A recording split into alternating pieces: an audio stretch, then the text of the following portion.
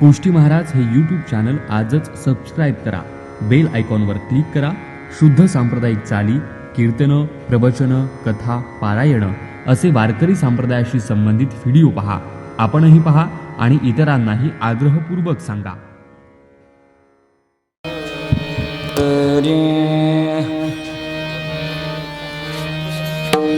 रामकृष्ण हरी. जय रामकृष्ण हरी. जय जय रामकृष्ण हरी. जय जय रामकृष्ण हरी. जय जय रामकृष्ण हरी. जय जय रामकृष्ण हरी. कृष्ण हरे.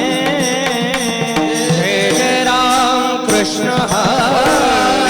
हरे जय राम कृष्ण हरे. जय जय राम कृष्ण हरे. जय राम कृष्ण हरे. हरे जय राम कृष्ण हरे. जय राम कृष्ण हरे. जय राम कृष्ण हरे.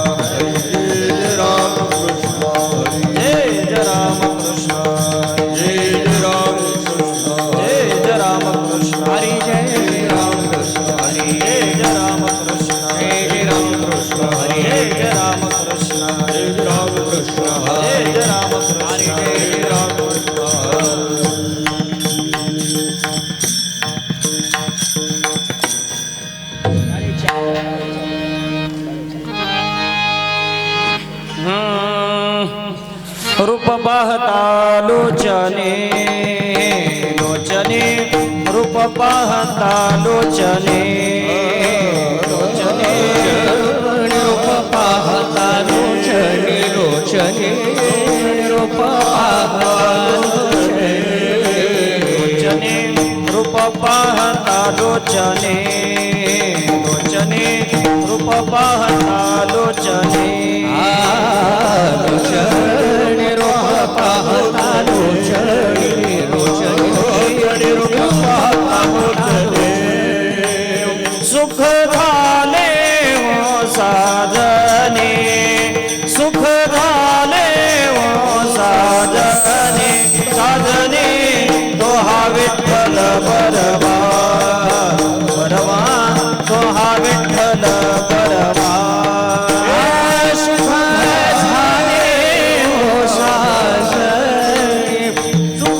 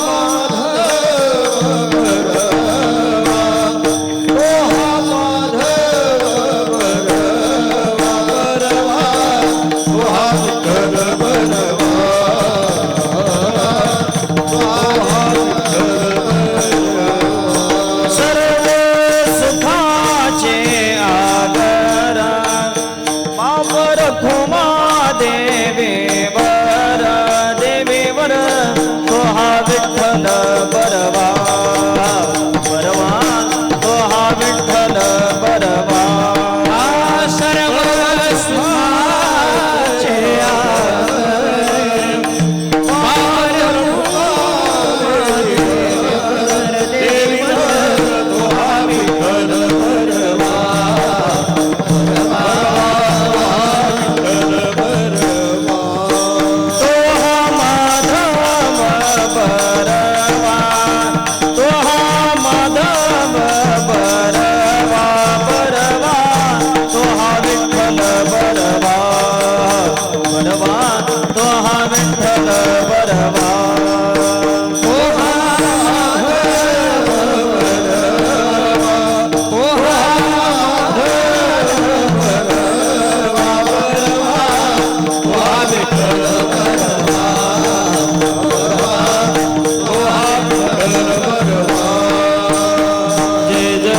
कृष्ण हरे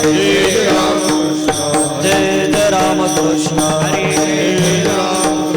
जय जय राम कृष्ण हरे जय जय राम कृष्ण हरे जय जय राम कृष्ण हरे जय जय राम कृष्ण हरे जय जय राम कृष्ण हरे जय जय राम कृष्ण हरे जय जय राम कृष्ण हरे जय राम कृष्ण हरे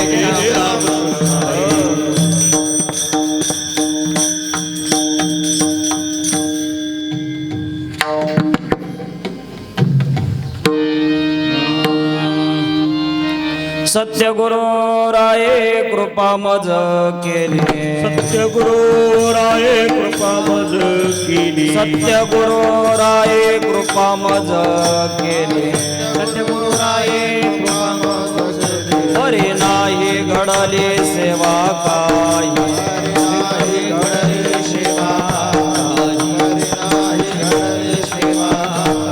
सत्य गुरु राये कृपा मज केली सत्य गुरु राये कृपा मज केली सत्य गुरु राये कृपा मज केली गुरु राये कृपा मज केली हरी नाही घडली सेवा काही हरी नाही घडली सेवा काही हरी नाही घडली सेवा काही सापडविले वाटे जाता गंगा स्नान सापडविले वाटे जाता गंगा स्नान सापडविले वाटे जाता गंगा स्नान सापडविले वाटे जाता गंगा मस्तके जो जाना ठेविला कर मस्तकी तो जाना ठेविला मस्तकी तो जाना ठेविला भोजना मागते तुप पावशेर भोजना मागते तुप पावशेर भोजना मागते भोजना मागते तुप पावशेर विसर स्वप्ना माझी पडेला विसर स्वप्ना माझी पडेला विसर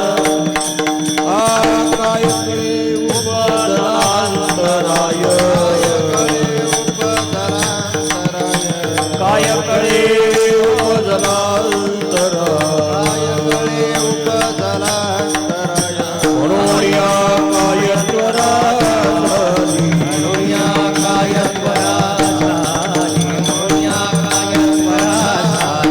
राघव चैतन्य केशव चैतन्य राघव चैतन्य केशव चैतन्य राघव चैतन्य केशव चैतन्य राघव चैतन्य केशव चैतन्य सांगितले पुर मालिकी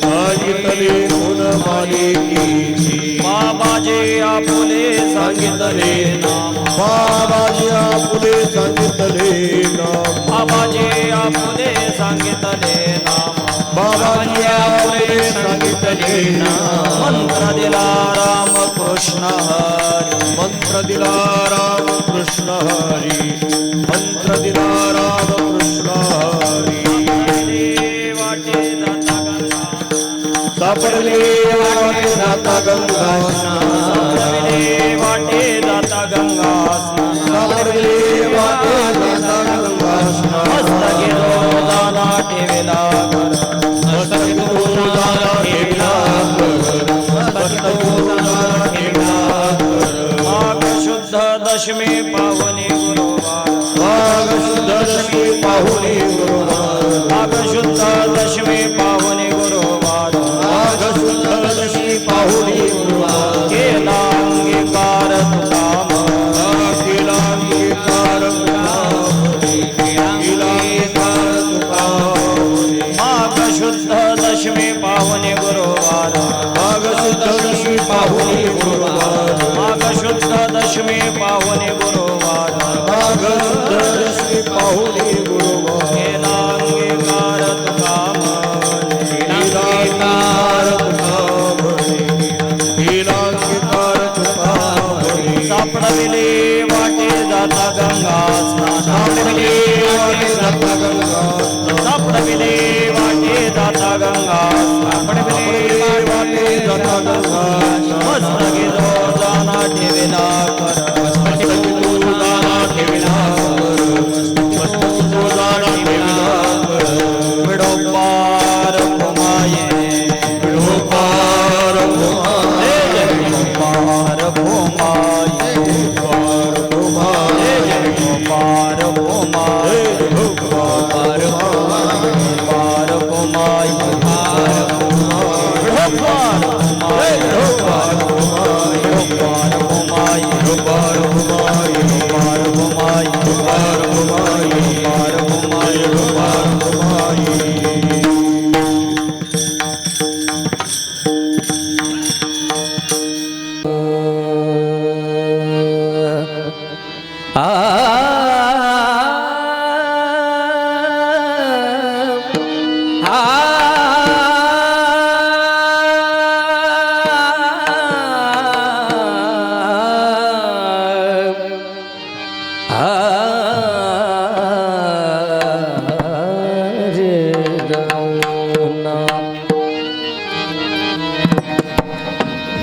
सत्य गुरु राये गुरु राये सत्य गुरु राये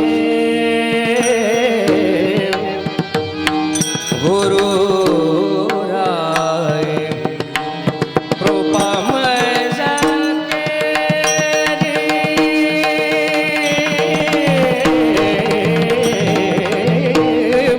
सत्य गुरु राय सत्य गुरु राय सत्य गुरु राय हा हा सत्य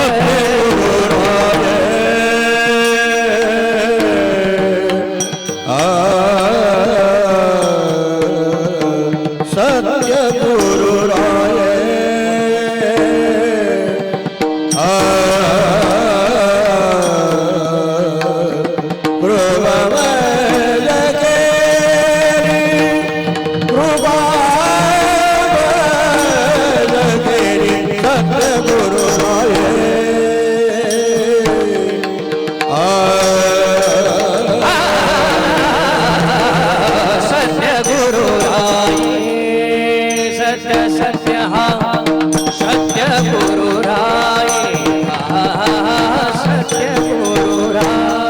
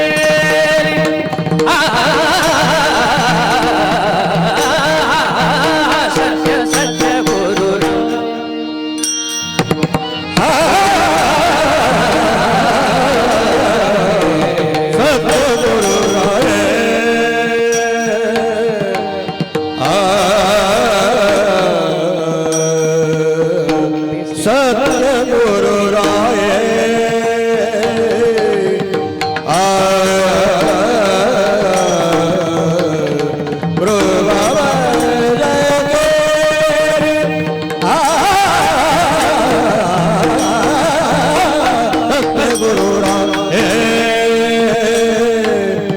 सत्य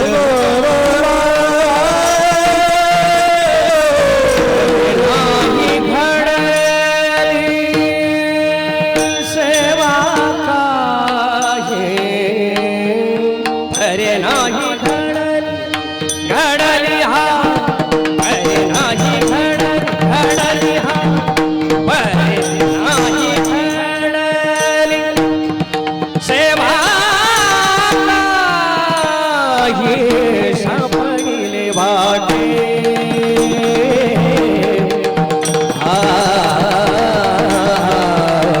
सापडिले वाटे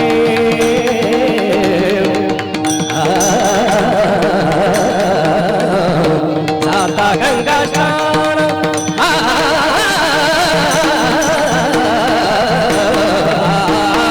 सापडले वाटे सापडले वाटे सापडले वाटे सापडले वाटे बरे नाही घडली सेवा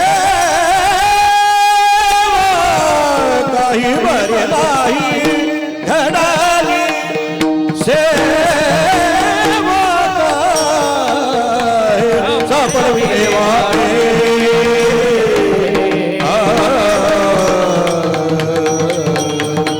सापडविले वाटे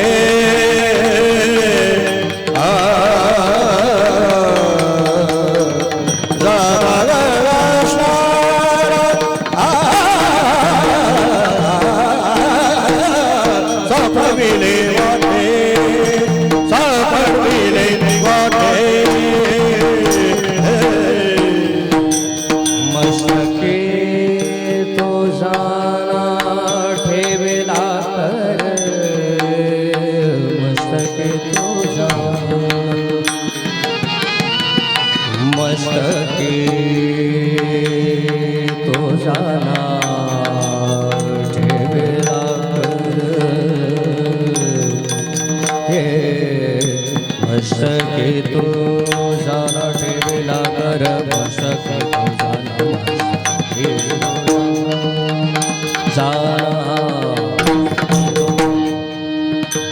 मस्तके तो जाना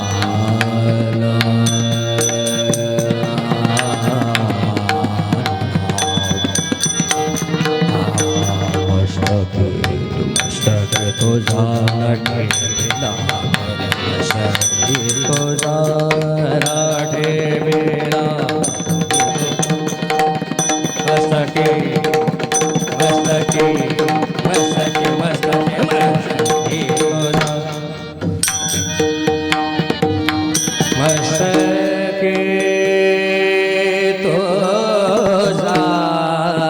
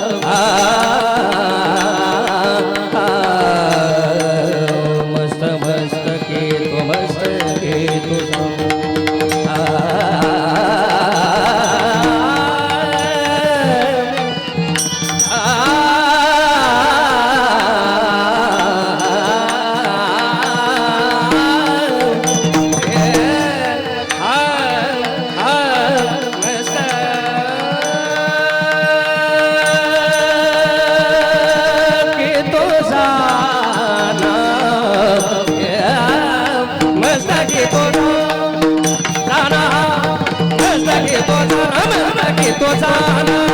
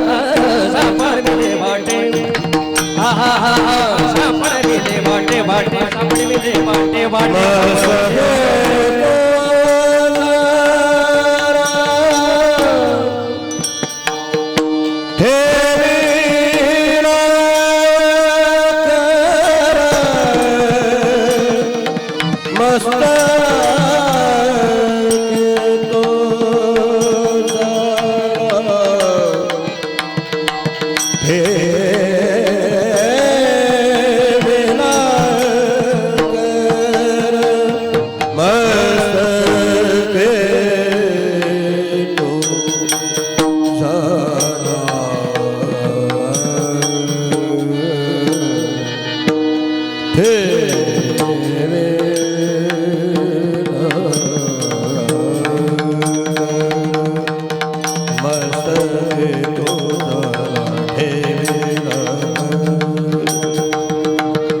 मस्त घेतो जाना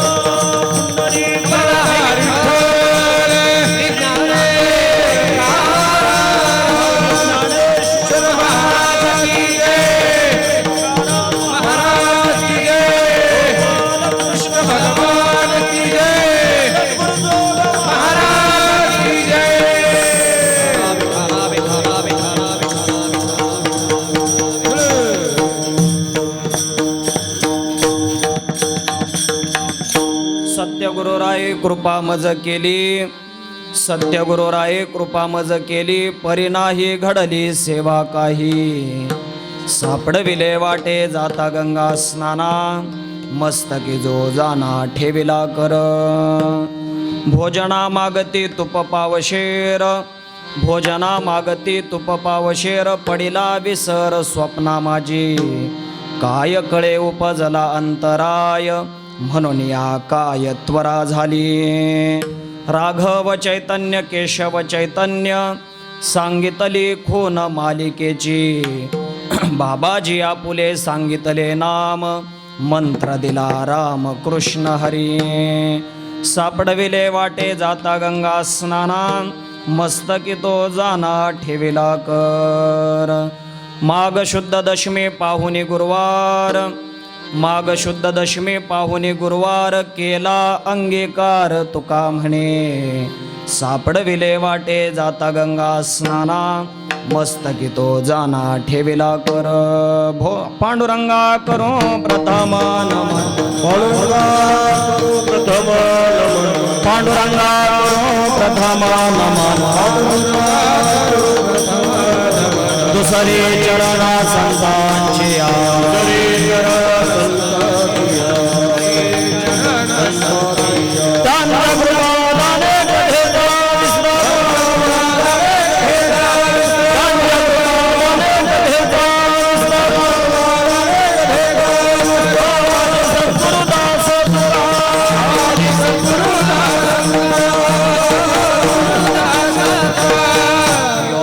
प्रवेश मम वाचमिमां प्रसुप्तां, संजीवयत्यखिल शक्तिधर स्वधाम्ना.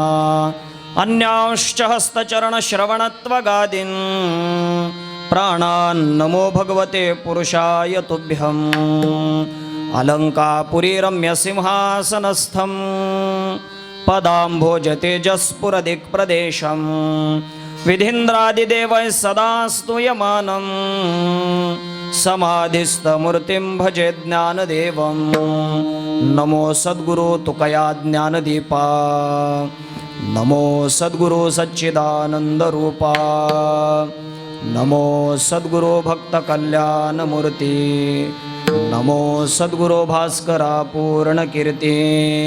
सेवे लागे सेवक झालो, तुमच्या लागलो निज चरणा, तुमच्या लागलो निज चरणा, तुमच्या लागलो निज चरणा. सेवे लागे सेवक झालो, तुमच्या लागलो निज चरणा, तुमच्या लागलो निज चरणा, तुमच्या लागलो निज चरणा. अहो स्वामी तुकया देवा, अहो स्वामी तुकया देवा, अहो स्वामी तुकया देवा, अहो स्वामी तुकया देवा. स्वामी तुकया देवा. यावर न करावा अवेरो, यावर न करावा अवेरो, यावर न करावा अवेरो. स्वामी तुकया देवा, यावरी न करावा अवेरो, यावरी न करावा अवेरो, यावरी न करावा अवेरो. सत्यगुरुराये कृपा मज केली, सत्यगुरुराये कृपा मज केली, परी नाही घडली सेवा काही. सापडविले वाटे जाता गंगा स्नाना, मस्तकी तो जाना ठेविला कर. प्रस्तुत प्राप्त प्रसंगी कीर्तनरूपी सेवेकरता निवडलेला अभंग वैराग्य रागरसिक जगद्गुरु तुकोबाराय यांचा 7 चरणाचा असून या अभंगातून जगद्गुरु तुकोबाराय पारमार्थिक जीवनामध्ये गुरूंनी त्यांच्यावर जो अनुग्रह केला त्याचं वर्णन करणारा असा अभंग आहे. विठ्ठल विठ्ठल विठ्ठल विठ्ठल विठ्ठल विठ्ठल विठ्ठल विठ्ठल विठ्ठल विठ्ठल विठ्ठल. अभंगावर काही चिंतन करण्यापूर्वी थोडासा परिहार द्यायचा तो असा की या माघ शुद्ध दशमीच्या निमित्तानं हा चालू असणारा अखंड हरिनाम सप्ताह भगवान गोपाल कृष्णांचा दरबार आहे आणि या दरबारामध्ये या उत्सवातली ही जी सेवा आहे ही आजची सेवा विशेष महत्त्वाची आहे. कारण आज अनुग्रह जो तुकोबारांना प्राप्त झाला त्या निमित्तानं ही सेवा आहे. पण पहिल्यांदा बऱ्याच लोकांना मला समोर पाहिल्याबरोबर त्यांचा अपेक्षाभंग झालेला असेल, बऱ्याच लोकांचा अपेक्षाभंग झालेला असेल. कारण काय आहे महाराज, म्हणजे आजकाल लोकांची चूक नाहीये, हा प्रकृतीचा दोष आहे. प्रत्येक माणसाला जे ऐकायचंय ते मोठ्या कोणाचं तरी ऐकायचंय, लहानाचं कोणालाच ऐकायचं नाहीये. मग भाषण जरी असलं तरी पुढारी मोठा पाहिजे तर गर्दी जमते, नाही तर गर्दी जमत नाही. म्हणजे मोठे कीर्तनकार आज तुम्हाला त्यांच्याकडून ही कीर्तन श्रवण ऐकायला मिळणार होतं, पण काय करता, तुमचं दुर्दैव म्हणा की तुम्हाला त्यांच्याकडून ते श्रवण करायला मिळालेलं नाही. आज हरिभक्तीपरायण, ज्यांना वारकरी भूषण असं म्हटलं जातं, असे हरिभक्तीपरायण उमेश महाराज दशरथे यांची खरं तर ही सेवा होते. पण संस्थेचा जो शताब्दी उत्सव कालपासून चालू झालेला आहे आणि मग त्या शताब्दी उत्सवात त्यांच्यावरच्या ज्या जबाबदाऱ्या आहेत त्या जबाबदाऱ्यातून त्यांना येता आलेलं नाही. आणि मग असं असतंय, शेतकऱ्याचा नियम ठरलेला आहे, खोजा रुमण्यावर कोणी भार जास्त देतं म्हणे. मग आता बारका मीच सापडलो म्हणून माझ्याकडे इकडची सेवा आली. विठ्ठल विठ्ठल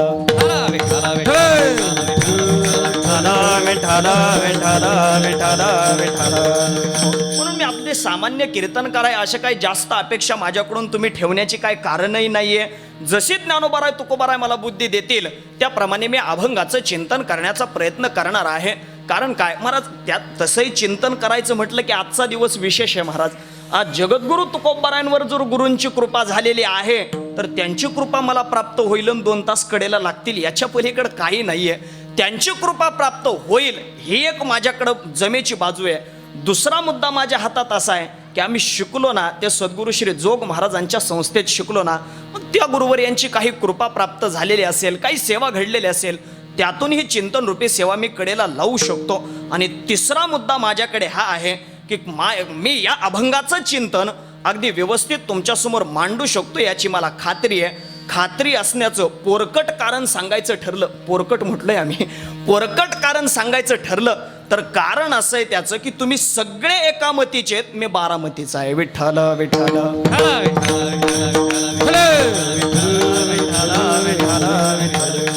आजचा दिवस विशेष आहे. आजच्या दिवशी जगद्गुरु तुकोबाराय सांगतायत, माघ शुद्ध दशमी पाहुणे गुरुवार केला अंगीकार तुका म्हणे. जगद्गुरु तुकोबाराय बोलतायत, आजच्या दिवशी सद्गुरूंच्या गुरुनाथांचा अनुग्रह जगद्गुरु तुकोबारायांना प्राप्त झाला, म्हणजे आजच्या दिवसाला विशेष महत्त्व आहे. आणि म्हणून तर आपल्याकडे वेदामध्ये शास्त्रामध्ये कर्माचे प्रकार सांगत असताना 2 कर्म प्रामुख्याने सांगितलेले आहेत. एक कर्म आहे ते विहित कर्म आणि दुसरं कर्म आहे निषिद्ध कर्म. निषिद्ध कर्म केव्हाही करू नये असं शास्त्र आपल्याला बोलतंय. जे कधीच करू नये त्याला निषिद्ध कर्म म्हणा. आणि विहित कर्म म्हणजे काय, जे केलं पाहिजे ते कर्म, त्याला विहित कर्म असं म्हटलं गेलेलं आहे. आणि मग शास्त्रकारांनी त्या विहित कर्माचे परत 4 प्रकार केलेले आहेत. विहित कर्मामध्ये एक प्रकार केला जातो तो काम्य कर्म, दुसरा प्रकार केला जातो प्रायश्चित्त कर्म, तिसरा प्रकार केला जातो नित्य कर्म आणि चौथा प्रकार केला जातो नैमित्तिक कर्म. असे 4 कर्माचे प्रकार आपल्याला पाहायला मिळत आहेत बघा. पहिला प्रकार आहे काम्य कर्म. काम्य कर्म म्हणजे काय, काहीतरी देवाची सेवा करा आणि त्याच्या मोबदल्यात परमात्म्याकडून काहीतरी मागून घ्या, याला काम्य कर्म असं म्हटलं जातं. अगदी साहजिक आपण उदाहरण द्यायचं ठरलं तर मला सांगा, एक सत्यनारायणाची पूजा आपण घरात घालतो की नाही सांगा. एक सत्यनारायण घालायचं असेल तर मला वाटतं कमीत कमी एक 30-40 हजार खर्च येत असेल, बरोबर आहे का? नाही महाराज, एवढा खर्च येत नाही हो. अगदी 5-7, मी पूजेचं विचारलं, गाव जेवणाचं नाही विचारलं. पूजा करता खर्च येतोच किती हो, अगदी शुल्लक खर्च येतो. पण महाराज तो खर्च अगदी शुल्लक असू द्या, पण त्या पूजेला बसल्यानंतर ब्राह्मण काका आपल्याला म्हणतायत संकल्प बोलायचा आहे, म्हणा मम, लगेच आपणही म्हणतो मम, आपण मम म्हणतो आणि मग पुढचा संकल्प चालू होतो. महाराज तो पुढचा जो संकल्प आहे ना, तो ब्राह्मण काकांच्या मागे आपण म्हणतो की नाही, काका त्याची वाटच बघत नाहीत. का बघत नाहीत? कारण तो संकल्पच एवढा मोठा आहे की तो त्यांनाच एका दमात बोलता येत नाही, आपली वाट ते काय पाहणार आहेत महाराज. म्हणून तो संकल्प चालू होतो, ते म्हणतात म्हणा मम, लगेच आपणही म्हणतो मम. पुढे चालू होतं अस्माकम सकुटुंबानाम सपरिवारानाम द्विपद चतुष्पद सहितानाम. या सगळ्यांचं काय काय द्या, क्षेम, स्थैर्य, आरोग्य, विजय, आयुवृद्ध्यर्थम, हे सगळं मागतो महाराज. आपण काय काय मागतोय बघा. आपण अस्माकम म्हणजे माझं, सहकुटुंबानाम म्हणजे माझ्या संबंधाने असणारे माझे कुटुंबीय, एवढ्यावर आपलं भागत नाही. माझ्या परिवाराच्या संबंधाने इतर जे परिवार जोडले गेले त्यांचं सहपरिवारानाम. आणखी काय, द्विपद म्हणजे माझ्या संबंधाने असणारे 2 पायाचे प्राणी. आता याच्यात कोंबड्या घेतलेत की नाही मला माहिती नाही, पण द्विपद म्हटलेत एवढं नक्की आहे. द्विपद चतुष्पद सहिता नाम, या सगळ्यांचं काय काय द्या?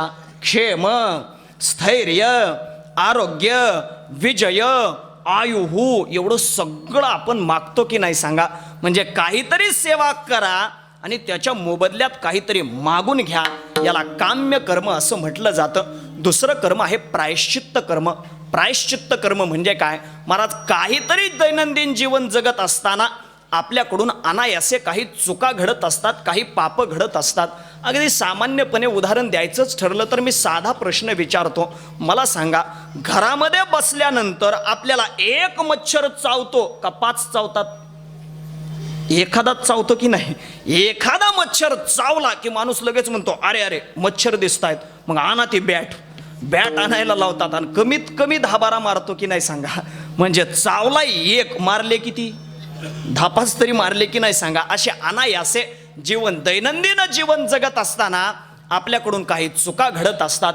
मग त्या चुकांच्या क्षालनार्थ जे कर्म करा असं शास्त्रानं आपल्याला सांगितलं ना, त्याला प्रायश्चित्त कर्म म्हणतात.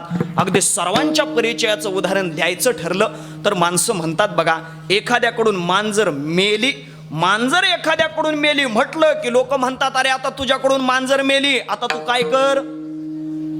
काशी कर. म्हणजे काशीला जावं लागतंय. म्हणजे नुसतं काशीला जाऊनही जमत नाही म्हणे.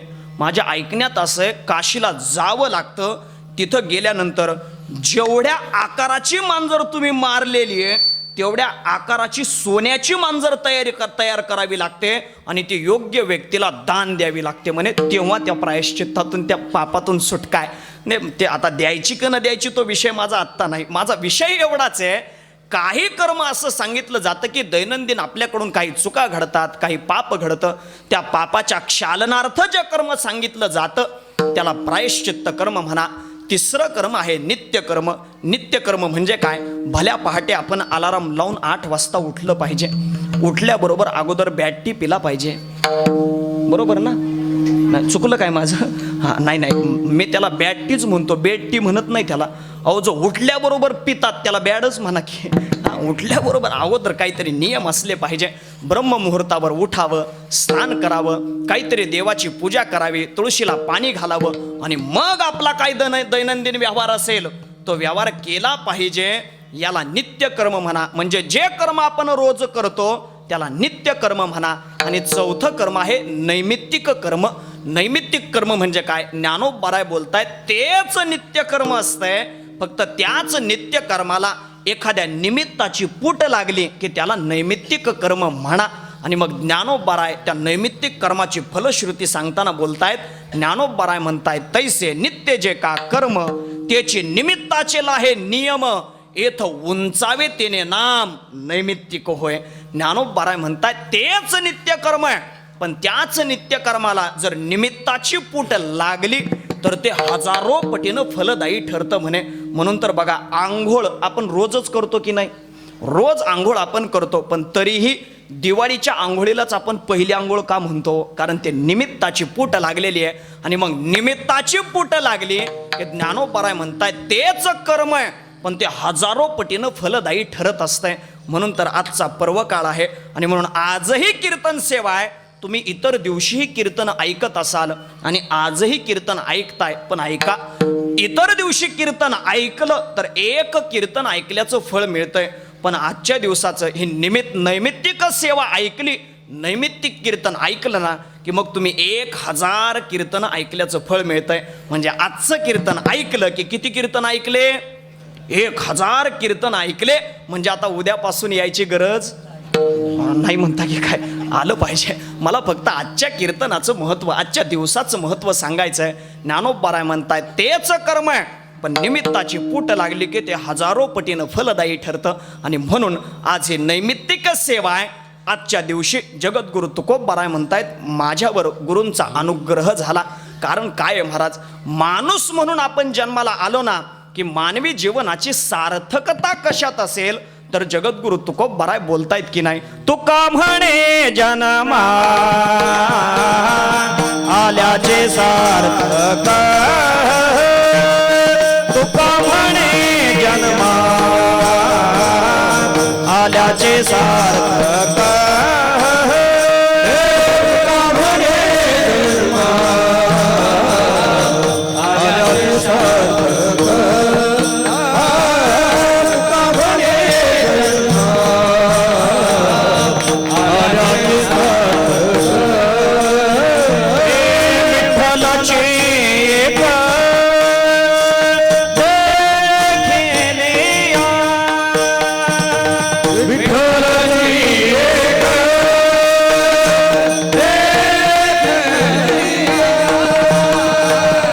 विठ्ठलाचे एक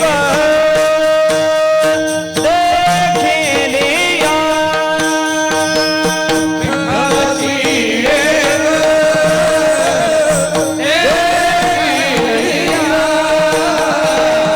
अवघीच पापे गेले दिगांतरे अवघीच पापे गेले दिगांतरे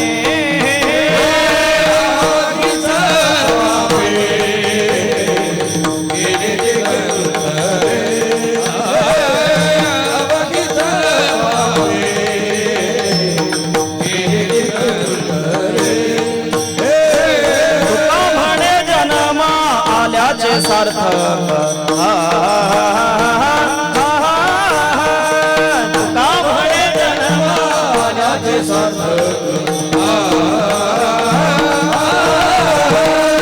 तुका म्हणे जन्मा आल्याचे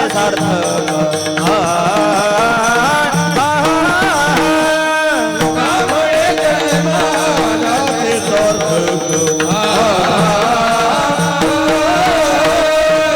विठ्ठलाची एक देखिले या. विठ्ठलाची एक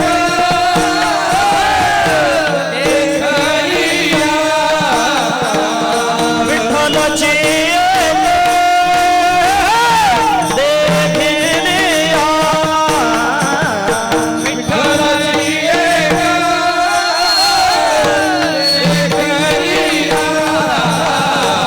अवघीच पापे गेले दिगांतरे अवघीच पापे गेले दिगांतरे अवघेच पापे गेले दिगंतर अवघेच पापे गेले दिगंतर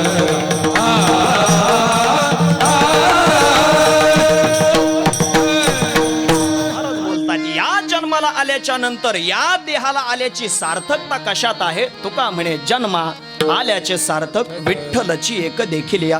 खरं तर दुसरी चाल मी तुम्हालाच म्हणू द्यायला पाहिजे होती पण अडचण अशी आहे महाराज मी आहे बारामतीचा पण आमच्याकडं भजने तसे तयार मिळणं कठीणच असतंय. मग सवय मला अशी लागली आपला एकट्याचाच ठेका चालू द्यायचा.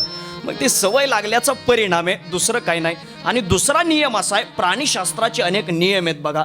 मग प्राणीशास्त्राचे अनेक नियम आहेत ना त्याच्यातला एक नियम असा आहे कोकिळा त्या कोकिळा पक्षाच्या विषयीचा नियम आहे. काय नियम आहे कोकिळा स्वतःच्या पिल्लाला स्वतः कधी जन्म देत नाही. मग कोकिळा काय करते स्वतःचं अंड कावळीच्या घरात नेऊन ठेवते आणि मग कोकिळेच्या पिल्लाला ती कावळीच जन्म देते. पण जन्म दिल्यानंतर जेव्हा ते कोकिळेचं पिल्लू त्या कावळ्यांच्या सोबत खेळत असताना तेव्हा ती कोकिळा काय करते बरोबर तिथं येते आणि बाजूच्या झाडावर बसून कोकिळा आवाज काढते. कोकिळा सुंदर गाते आणि कोकिळा गायली की प्राणीशास्त्राचा नियम आहे कोकिळा गायला लागल्या की कावळ्यांना दम निघत नाही म्हणे. कावळे गप्प बसत नाहीत कावळे ओरडायला लागतात आणि मग कावळ्यांमध्ये हे कोकिळा ओरडली की तिच्या लक्षात येतं तिला वाटतं अरे ज्यांना मी माझे आप्तेष्ट समजते ते माझे नाहीतच माझा आवाज तिच्यासारखा आहे आणि मग ती कोकिळा आपल्या आईसोबत निघून जाते. असा प्राणीशास्त्राचा नियम आहे. तसा आता तोच नियम इथं लावा दुसरं काय. पण आता तुम्हाला संधी आहे आता माझ्या लक्षात राहील. चला मला सांगायचं आहे काय तुका म्हणे जन्मा आल्याचे सार्थक विठ्ठलाची एक देखील या. एक परमात्मा डोळ्यानं पाहायला मिळणं याच्यामध्येच मानवी जीवनाची सार्थकता आहे. आणि मग मानवी जीवनाला येऊन जर परमात्म्यापर्यंत जायचंय तर महाराज परमात्म्याची प्राप्ती होणं एवढं सोपं गोष्टी नाहीये.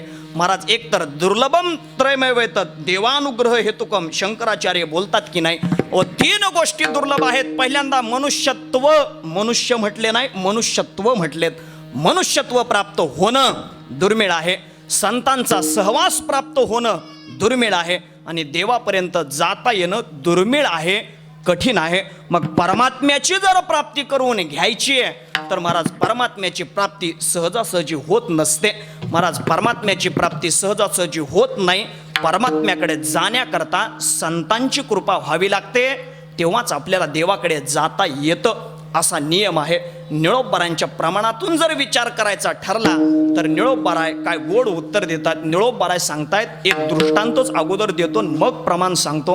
काय झालं, एक लहान मुलगा मातीमध्ये खेळत होता. मुलगा खेळत असताना त्याचे बाबा कामावरून घरी आले.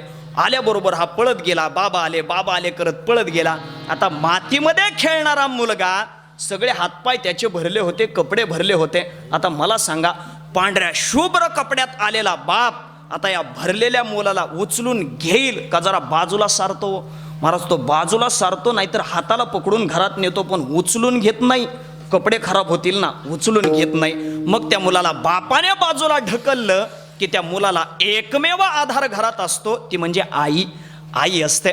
महाराज तो मुलगा आईकडे रडत रडत जातो, पण आई त्याला बाजूला ढकलत नाही, आई त्याला जवळ घेते.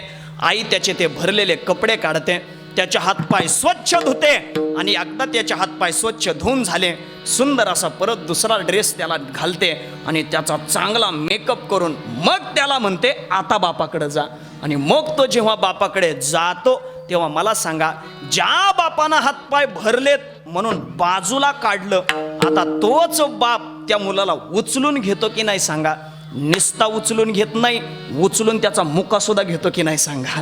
घेतो की नाही? का घेतला? याचं कारण आहे, आईच्या माध्यमातून तो बापाकडे गेला.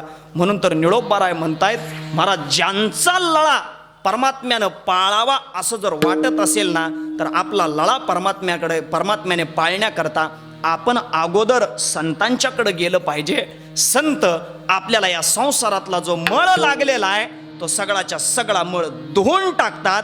आणि मग होतं काय? महाराज म्हणतायत, पाळी पंढरीनाथ लळा त्यांचा, पाळी पंढरीनाथ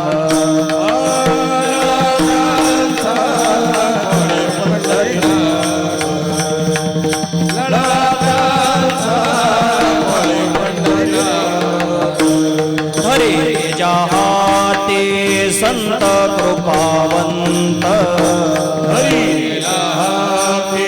संत कृपावंत, हरी जाते संत कृपावंत, हरी जाते संत कृपावंत, पाळी पंढरीनाथ पाळी पंढरीनाथ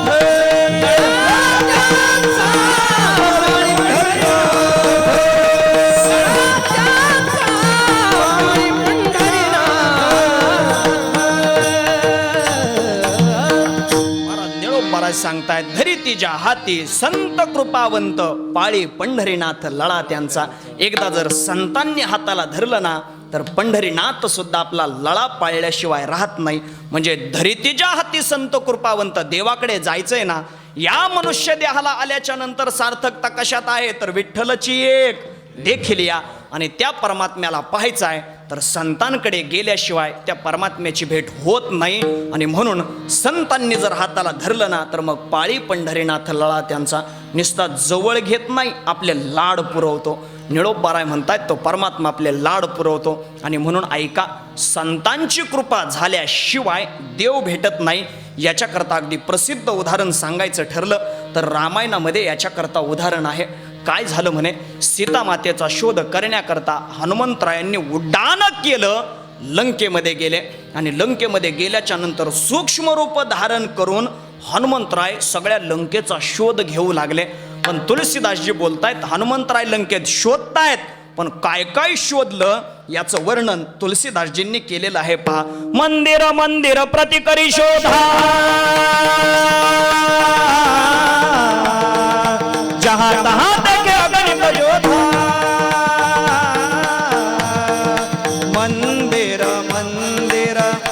प्रति करी शोधा, जहाँ तहाँ देखे अगणित जोधा। राम सिया राम जय जय राम, राम सिया राम जय जय राम। तुलसीदासजी सांगतायत हनुमंतरायांनी काय काय शोधायला सुरुवात केली, सूक्ष्म रूप धारण केलेलं आहे।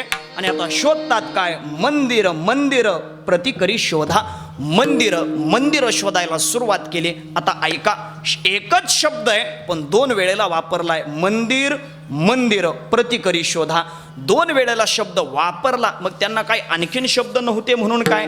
नाही महाराज, दोन वेळेला शब्द वापरलाय पण दोन्ही ठिकाणचा अर्थ वेगळा आहे। तुलसीदासजी बोलतायत, पहिल्या मंदिर शब्दाने आपण लंकेतले राण्यांचे महाल घ्यायचे आहेत म्हणे।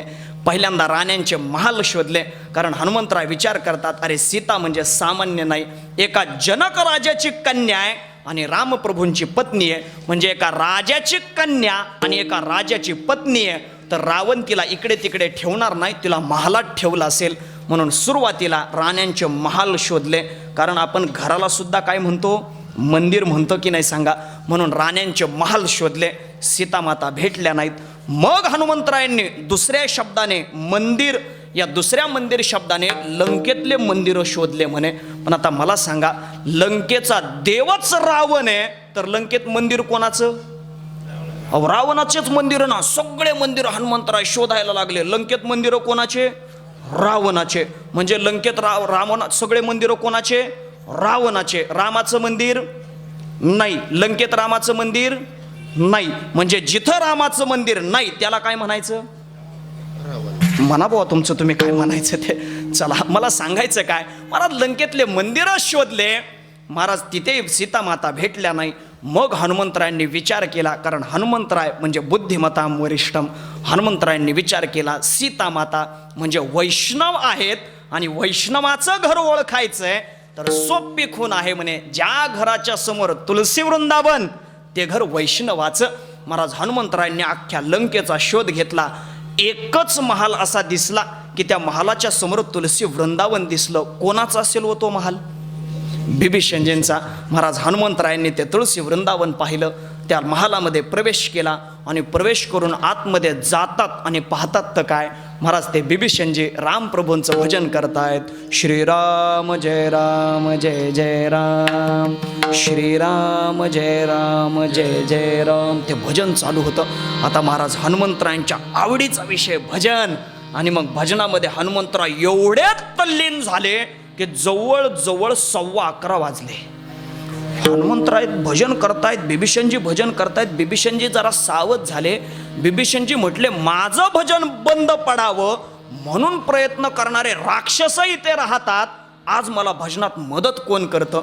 म्हणून बिभीषणजींनी डोळे उघडून समोर पाहिलं, बिभीषणजींचं भजन थांबलं, परिणामी हनुमंतरायांचंही भजन थांबलं।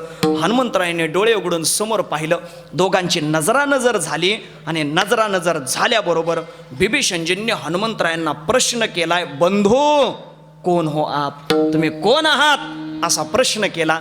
महाराज असा प्रश्न केल्याबरोबर हनुमंतरायांनी कोण हो आप या प्रश्नाचं उत्तरच दिलं नाही। हनुमंतरायांनी पहिला शब्द पकडला, बंधू, हा पहिला शब्द पकडला आणि हनुमंतराय बिभीषणजींना म्हणतायत, अहो मला बंधू म्हणता, नाते कळतात का म्हणे तुम्हाला? नाते, अहो बंधू कोणाला म्हणावं?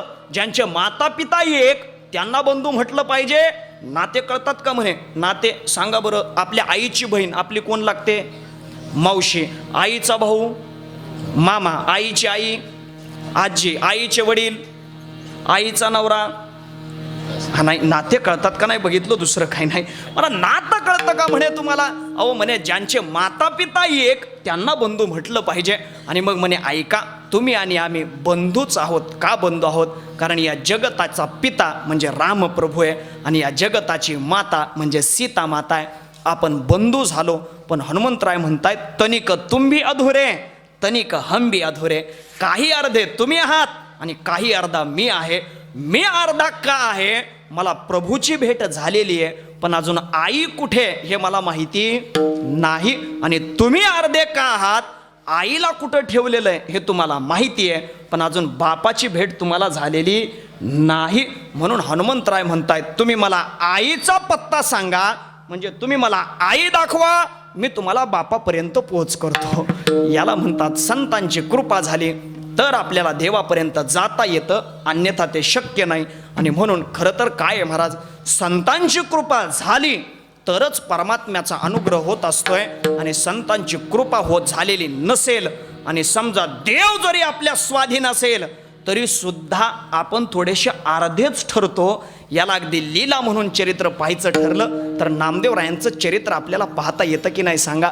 महाराज संतांचं संमेलन भरावं, त्या संमेलनामध्ये सगळ्या भारतवर्षातून सगळे संत महात्मे यावे. मी भारत वर्षातून का म्हटलो याला कारण आहे, कबीरजी सुद्धा आले, म्हणजे महाराष्ट्राच्या बाहेरचे आले. म्हणून भारत वर्षातून सगळे संत महात्मे यावे. आणि त्या संमेलनात संत महात्मे बसल्याबरोबर संतांमध्ये चर्चा चालू झाल्या.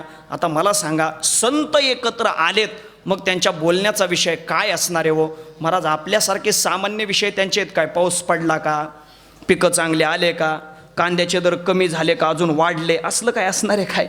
काहीच नाही महाराज. तद्बुद्धयस तदात्मानस तन्निष्ठास तत्परायणः. ज्ञानोबराय म्हणतायत महात्मे एकत्र आले तर होतं काय? ज्ञानोबराय उदाहरण देतात, जैसी जवळिकेची सरोवरे उचंबळलिया कालवती परस्परे. म्हणजे दोन जवळजवळची सरोवर जशी उचंबळल्यानंतर एकमेकांमध्ये त्यांचं पाणी मिश्रित होऊन जावं, त्या पद्धतीनं ज्ञानोबराय बोलतायत. तत्वचिंतनाची देवाणघेवाण त्यांच्यात चालू झाली. आणि मग त्या तत्वचिंतनाची देवाणघेवाण चालू असताना अगदी वयानं छोट्याशा असणाऱ्या मुक्ताई, त्या मुक्ताईच्या मनात काय इच्छा निर्माण झाली देव जाणे. मुक्ताई म्हणू लागल्या, आपण सगळे एकत्र आलोय पण आपल्यामध्ये पक्क संत कोण झालंय आणि अजून कच्चं कोण आहे याचं चिंतन केलं पाहिजे म्हणे. आणि म्हणून महाराज आता परीक्षा घ्यायची ठरली, कोण पक्क आहे आणि कोण कच्चं आहे याची परीक्षा घ्यायची ठरली. पण कोणी परीक्षा घ्यावी? सर्वानुमते ठरलं, 13 ढोकीचे गोरोबा काका, त्या गोरोबा काकांनी परीक्षा घ्यावी असं सर्वानुमते ठरलं. आणि मग गोरोबा काका परीक्षा घ्यायला बसले. पण गोरोबा काका म्हणजे कुंभार समाजात जन्माला आलेले, त्यांच्याकडे मडकं पक्क झालं की कच्चं आहे हे पाहण्याकरता ते थोपट नाचतंय म्हणे. ते थोपटनं त्या मडक्यावर मारून पाहतात हे पक्क झालं की कच्चं झालं. ते थोपटनंच घेऊन गोरोबा काका बसले. आणि मग महाराज एकेका संतांनी यावं, दर्शन घ्यावं, गोरोबा काकांनी डोक्यात थोपटनं मारावं, सांगावं हे पक्के हे कच्चे. चालू झालं महाराज. एवढ्यामध्ये नामदेवरायांचा नंबर आला. आणि आमच्या गुरुवर्य कुरेकर बाबांच्या भाषेत सांगायचंच ठरलं तर बाबा म्हणत असतात, काय अलंकारिकता देतात बाबा पहा. बाबा म्हणतात त्यावेळेला नामदेवरायांनी नुकतीच चप्पी केलेली होती, नुकतीच चप्पी केलेली होती. नामदेवराय आले. महाराज नामदेवरायांनी पायावर डोकं ठेवलं, दर्शन घेतलं. घेतल्याबरोबर गोरोबा काकांनी डोक्यात थोपटणं मारलं आणि सांगितलं म्हणे नामा कच्चा आहे, नामा कच्चा आहे. असं ऐकल्याबरोबर नामदेवरायांना एवढं वाईट वाटलं.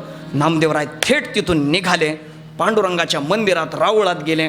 रावळात देवाच्या समोर उभा राहिले आणि देवाला म्हणू लागले, देवा अरे संतांचं संमेलन भरलं म्हटलास म्हणून मला त्या संमेलनाला पाठवलंस. अरे पण मारणारे कुठं संत असतात काय? संत कोणाला म्हणावं? संतांनी हवे तसा हात करावा, सोन्याची चैन काढावी. असल्यांना संत म्हणतो घोटाळा होतो, दुसरं काही नाही. महाराज संत अहो मला मारलं रे देवा, मारल्याचं दुःख नाही देवा, पण मला कच्चं ठरवलं रे असं म्हटल्याबरोबर देवही नामदेवरायांना म्हणतात, नामा खरंच तू कच्चा आहेस बाबा. मग हे असं ऐकल्यावर तर असा राग नामदेवरायांना आला. कारण महाराज अख्खं गाव बावळट म्हटलं तरी मुलाला काही वाटत नाही, पण आई काय बोललेली मुलाला सहन होत नाही, तो लगेच बोलायला तयार असतो. महाराज देव असे म्हटले. नामदेवराय म्हणतात, देवा तू असा बोलतोस मला? अरे तू माझ्या हातून नैवेद्य खातोस, तू माझ्याशी बोलतोस, माझ्या हातून दूध पितोस आणि तरी सुद्धा मला कच्चं ठरवतोस. देवा ऐक म्हणे, देवा जोपर्यंत आता तू घ्यायला येणार नाही तोपर्यंत परत तुझ्या मंदिरात पाऊल टाकणार नाही म्हणे. नामदेवराय थेट तिथून निघाले, विना चिपळ्या घेतल्या आणि गोपाळपूरला विष्णुपदावर जाऊन बसले. पंढरी सोडली, गोपाळपूरला जाऊन विष्णुपदावर भजन करत बसले. नामदेवरायांना नक्की खात्री होती की माझ्याशिवाय त्या परमात्म्याला करमणार नाही आणि नक्की माझा परमात्मा मला घ्यायला येईल. पण महाराज देवानं काय लीला केली, देव घ्यायला आलेच नाही. मग काय केलं महाराज, देवानं एका घिसाड्याचं रूप धारण केलं आणि परमात्मा त्या घिसाड्याचं रूप धारण करून जिथे नामदेवराय बसले होते त्यांच्याच बाजूला तो सगळा परिवार घेऊनच आले. आता घिसाड्याचा परिवार म्हणजे काय होते, 1-2 गाढवं, त्याच्यावर ते सगळं साहित्य लादलेलं, 4-5 कुत्रे मागं चालणारे, तो सगळा परिवार घेतला आणि तिथं आले. तो आपला तंबू ठोकला, तिथेच आपली ती आयरन ठोकली, आयरणीच्या बाजूला तो भाता लावला आणि त्या घिसाड्याची बायको ती घिसाडीन ते भाता ओढायला बसली. महाराज ते भाता ओढत होते आणि ते गाणी गात होती. भाता ओढता ओढता काय करत होती? गाणी गात होती. पण ऐका, पुरुष गाणं गात असेल तर महाराज काळे 2चा स्वर आपला का हो सरसकट आपला काळे 2, पण महिला जर गाणं गात असेल तर ती काळे 4च्या स्वरात गाते. आणि मग तिनंही लगेच काळे 4चा स्वर लावला आणि मग काळे 4च्या स्वरामध्ये ती गाणी गाऊ लागली. ऐरणीच्या देवा तुला ठेणगे वाहू दे, आभाळागत माया तुझी आम्हावरी. राहू द्या, असलं काहीच नाही. तुम्ही वाजवलं महाराज, पण ते असलं काहीच म्हटले नाही, कारण तेव्हा असले गाणेच नव्हते महाराज. जुना काळ तिथं गाणेच नव्हते. आणि काय महाराज, कमीत कमी हे गाणे तरी बरे होते. आत्ताचे गाणे तर असे आहेत, मी कीर्तनात सांगू नये तुम्ही ऐकू नये. काय महाराज, काहीच अर्थ नाही त्याच्यामध्ये, कुठलाही अर्थ नसणारे गाणे. पण ते घिसाडीन सुंदर अशी भाता ओढता ओढता गाणे गात होते. बराच वेळ झाला आणि त्या घिसाड्यानं आपल्या हातातलं घड्याळ पाहिलं. कुणी? घिसाड्याने घड्याळ पाहिलं. अहो, गरिबाच्या हातात घड्याळ असतंय काय हो महाराज? त्यानं सहज निर्णय केला, सूर्य डोक्यावर आलाय, त्यावर ती दुपार झाली. मग त्यानं लगेच आपल्या बायकोला सांगितलं, अगं म्हणे बराच वेळ झाला मी काम करतोय, पोटामध्ये भूक लागलेली आहे, काहीतरी शिजव. असं म्हटल्याबरोबर त्याच्या बायकोनं त्या साहित्यातला भला मोठा हंडाच बाहेर काढला. एवढा मोठा हंडा बाहेर काढला. तुम्ही म्हणाल एवढा हंडा, आणि दोघाला नाही, एकट्यालाच लागत होता, कारण तो काही सामान्य नव्हता. तो कोण होता? ऐसा भुकाळू हा नंदाचा गोवळ, माझ्या मीपणाचा करोणी फराळ, उरले खावयासी बैसला सकळ. महाराज असा तो भुकाळू असणारा नंदाचा गोवळ तो होता ना. तो महाराज तो हंडा बाहेर काढला, 2-3 दगड मांडले, त्याच्यावर तो हंडा ठेवला, त्याच्यात थोडं पाणी घातलं, विस्तव घालून लावला. आणि मग महाराज तिनं आपलं साहित्य शोधलं. त्या घिसाडीनं आपलं साहित्य शोधलं, पण त्या साहित्यात तिला काहीच भेटलं नाही. तिनं पतीला सांगितलं, अहो शिजवण्याकरता काहीच नाही, काय शिजवू म्हटल्याबरोबर यानं विचार केला, म्हणे काहीच नाही. बरं विकत आणावं तर पैसा नाही, मग आता काय शिजवावं? महाराज तो घिसाडी असा विचार करत करत इकडे तिकडे पाहू लागला. आणि इकडे तिकडे पाहता पाहता त्याला ते त्यांचे 4-5 कुत्रे फिरताना दिसले.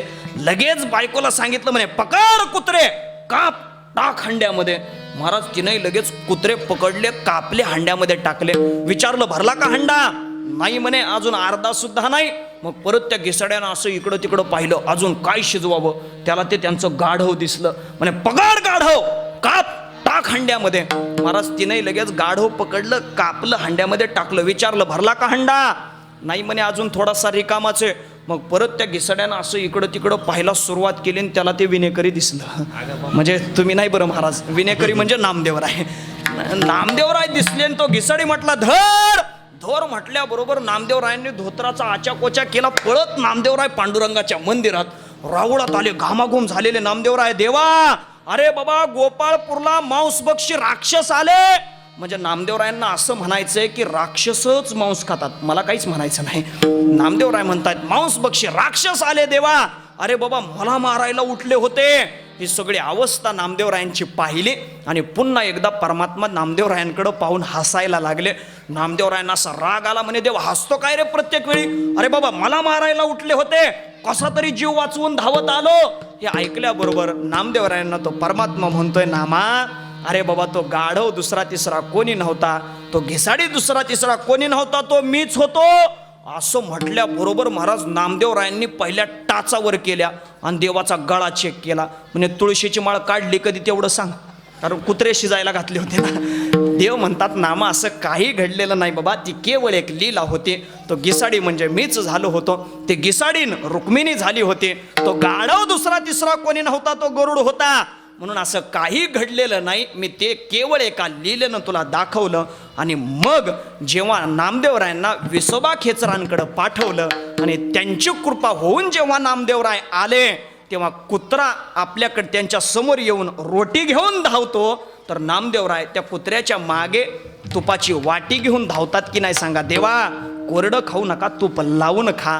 म्हणजे मला सांगा, संतांची कृपा झाल्याशिवाय देव भेटत नाही. पण देवाची जरी कृपा असेल आणि जर संतांची कृपा झालेली नसेल तर मनुष्य परिपूर्ण ठरत नाही, तो अर्धा ठरतो. म्हणून काय संतांची कृपा झाली पाहिजे. आणि म्हणून जगद्गुरु तुकोबाराय म्हणतायत माझ्याही साधनेला फळ आलं. मी रात्रंदिवस अट्टहास केला, सतत नामस्मरण केलं, संसाराकडे लक्षच दिलं नाही. संसाराच्या नावे घालून या शून्य, संसारावर शून्य घातला आणि मी परमात्म्याच्या शोधार्थ निघालो होतो. पण मला गुरूंनी बोध दिला आणि कोणी माझ्यावर कृपा केली तेच महाराज अभंगाच्या सत्य गुरुराय कृपा मज केली. सत्य गुरुराय कृपा मज केली. सत्य गुरुराय कृपा मज केली. सत्य गुरुराय कृपा मज केली. सत्य गुरुराय कृपा मज केली. सत्य गुरुराय कृपा मज केली. सत्य गुरुराय कृपा मज केली. सत्य गुरुराय कृपा मज केली. परी नाही घडली सेवा काही, परी नाही घडली सेवा काही. सफल विलवाते सात गंगा स्नान, सफल विलवाते सात गंगा स्नान. घडली सेवा काही, परी नाही घडली सेवा काही. सफल विलवाते सात गंगा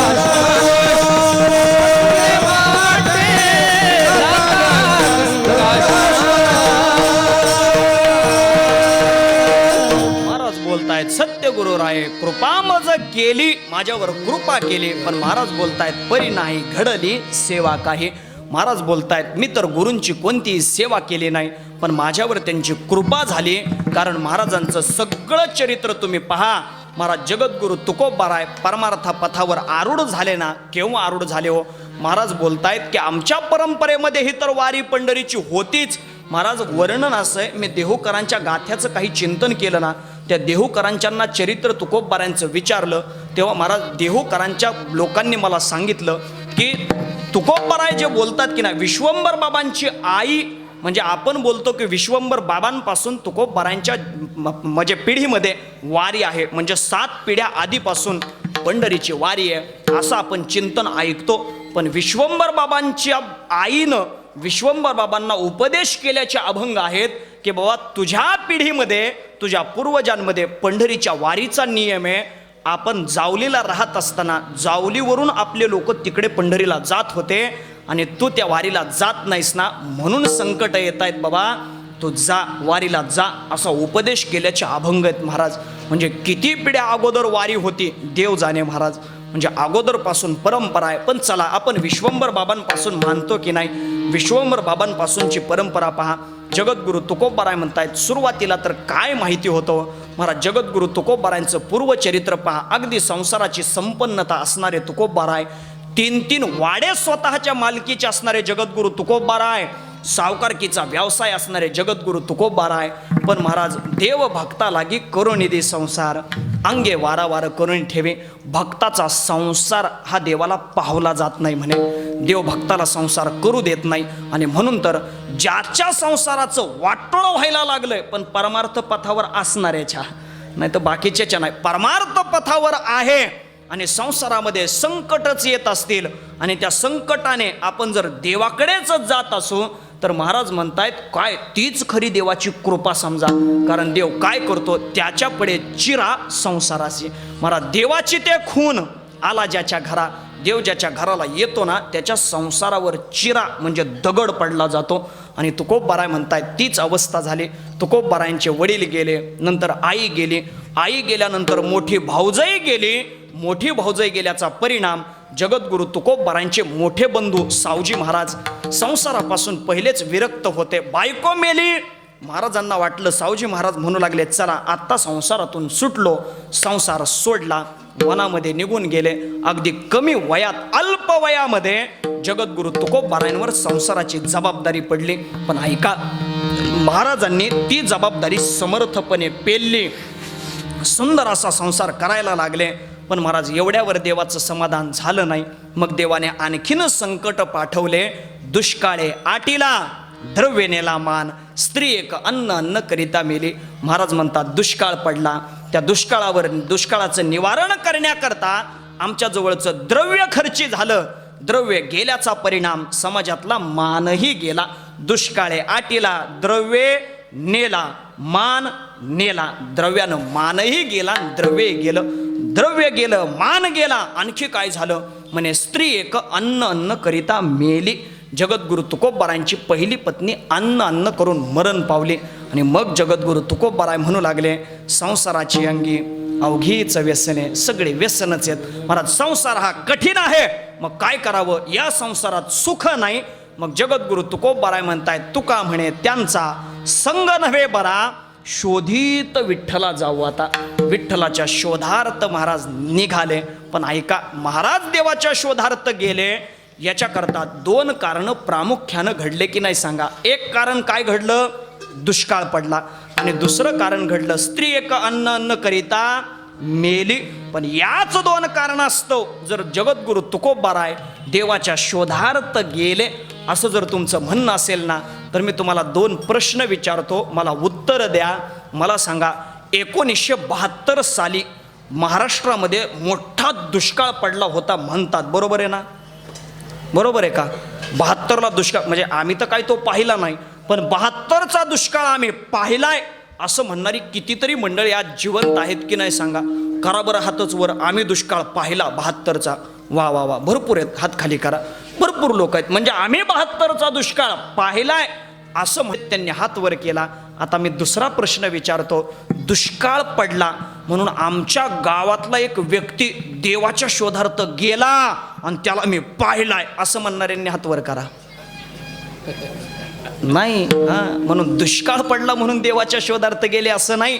बरं, दुसरं कारण घडलं. काय घडलं, स्त्री एक अन्न करिता मेली.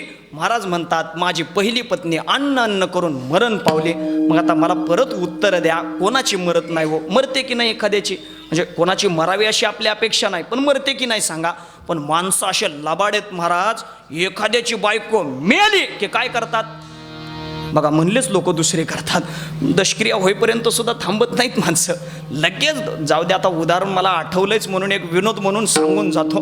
काय झालं, एकाची पत्नी मरणासन्न अवस्थेत दवाखान्यात पडलेली.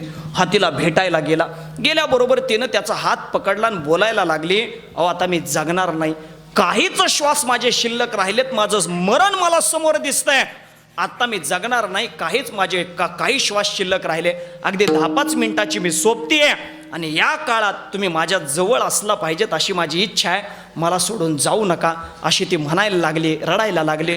हाही तिचा पती रडायला लागला. तो म्हणतो, अगं असं काय करतेस ग, देवा ब्राह्मणाच्या समोर 7 जन्म 7 देण्याची शपथ आपण घेतली आणि असं अर्ध्यात मला सोडून जातेस ग, असं जाऊ नको. तोही रडायला लागला, तोही असं बोलायला लागला. एवढ्यामध्ये त्याची बायको त्याला प्रश्न करते, म्हणते, का हो, मी जर असं अर्ध्यात तुम्हाला सोडून गेले तर तुमची काय अवस्था होईल हो? तो म्हटला, अगं काय होईल म्हणून काय विचारते, अगं तू जर असं अर्ध्यात मला सोडलं तर मला वेड लागेल, मी वेडा होऊन जाईल म्हणे, मला काही कळणार नाही, मला वेड लागेल, असं तो म्हणायला लागला. एवढ्यात त्याच्या बायकोनं दुसरा प्रश्न त्याला केला, म्हणे, ऐका ना, मी मेल्यानंतर तुम्ही दुसरं लग्न तर नाही ना करणार? त्यानं उत्तर दिलं, म्हणे, ऐक, एकदा तू जर मला सोडून गेली तर मला काय होईल, वेड लागेल, आणि एकदा माणसाला वेड लागलं की वेडा माणूस पुन्हा काय करेल सांगता येतं का म्हणे? म्हणजे करणार हे नक्की आहे. बायको मेली म्हणून देवाच्या शोधार्थ कोणी जात नाही. महाराज म्हणतात, आमचं भाग्य चांगलं, कारण महाराज सांगतायत ही आमची एका जन्माची सेवा नाही, आमची जन्मोजन्मातली ही सेवा आहे, प्रत्येक युगातली सेवा आहे. आणि त्याचा परिणाम महाराज म्हणतात, गुरूंनी माझ्यावर कृपा केली पण परिणाही घडली सेवा काही, मला या जन्मात तरी त्यांची काही सेवा घडली नाही. म्हणून तर महाराज बोलतायत की नाही, तुका म्हणे मज न घडता सेवा, पूर्व पुण्य ठेवा ओढवला. महाराज म्हणतात, मला कोणती सेवा गुरूंची घडली नाही, पण त्यांनी माझ्यावर कृपा केली, त्यांनी कृपा केली, मी कोणताही प्रयत्न केला नव्हता. मी कोणतेही अट्टहास केले नाही, पण त्याच गुरूंनी माझ्यावर कृपा केली आणि ती कृपा करण्याकरता त्याच संतांनी मला सापडवलं. हेच महाराज अभंगाच्या दुसऱ्या चरणात. सापड विले वाट जाता गंगा स्नान सापड विले वाट जाता गंगा स्नान सापड विले वाटे जाता गंगा स्नान सापड विले वाट जाता गंगा स्नान सापड विले वाट जाता गंगा स्नान सापड विले वाट जाता गंगा स्नान सापड विले वाट जाता गंगा स्नान सापड विले वाट जाता गंगा स्नान मस्तकी तो जाणा ठेविला कर मस्तकी तो जाण ठेविला कर सापडविले वाटे जाता गंगा स्नान सापडविले वाटे जाता गंगा स्नान मस्तकी